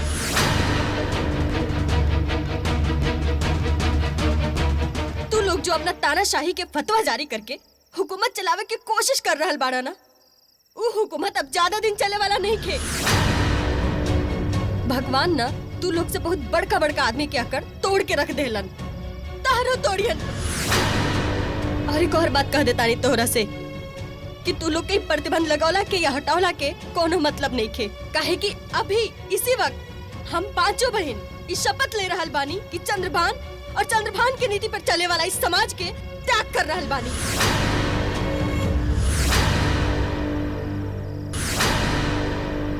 तोरा घर के पानी हमनी ना पियब और तोरा घर के एक दाना भी हमनी ना खाइब और तोरा दुआरी पे थूके भी ना जाइब चंद्रभान।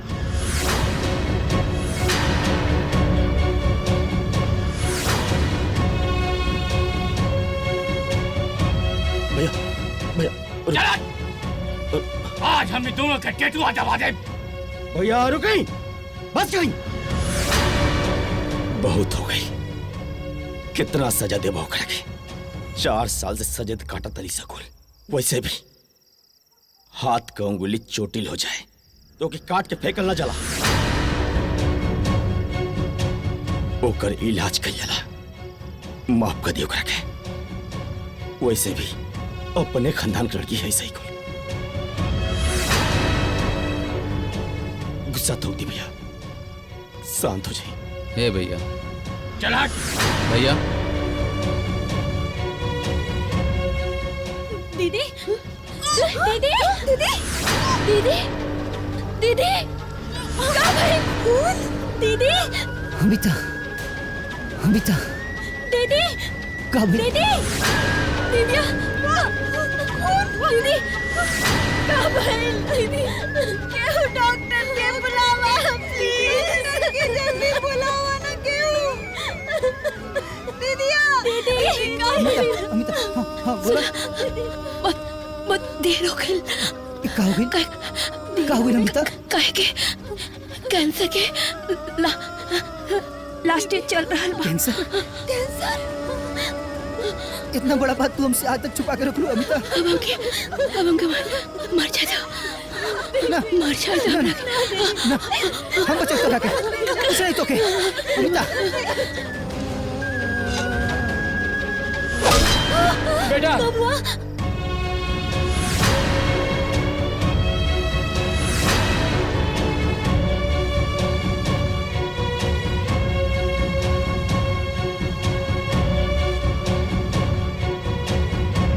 दीदी अमिता, अमिता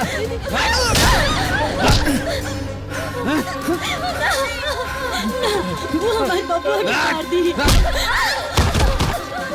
तोरा के जान से मार दे। गैर बिरादरी के होके ये के बचाओ। हमारा खानदान की इज्जत के साथ खिलवाड़ के लिए भैया एक बार ये जान बचा ले, उसके बाद तो हमरा के जान से मार दिया।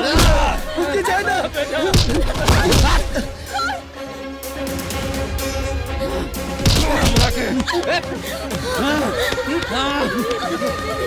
चढ़ा मरा के।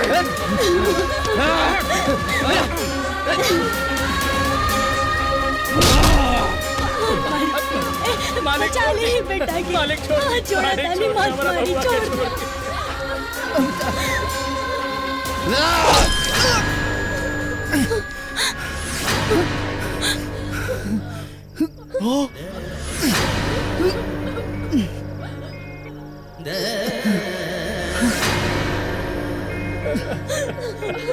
जी हमार बबुआ।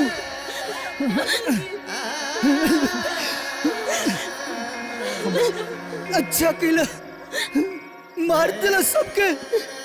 अरे जात पात ऊंच नीच के चक्कर में चालला के कौन जरूरत रहे? ऐसे के ये वो छोट जात के लड़का ले प्यार के लिए रहे।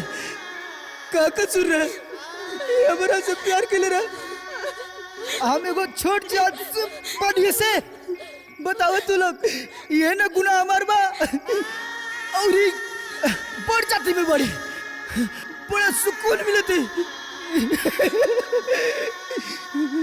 अजीबो गरीब बच्चों लोग के नियम कानून। सूर्यपान भैया ये कहाँ के इंसाफ बा? बोले सरपंच जी कर अपन इंसाफ।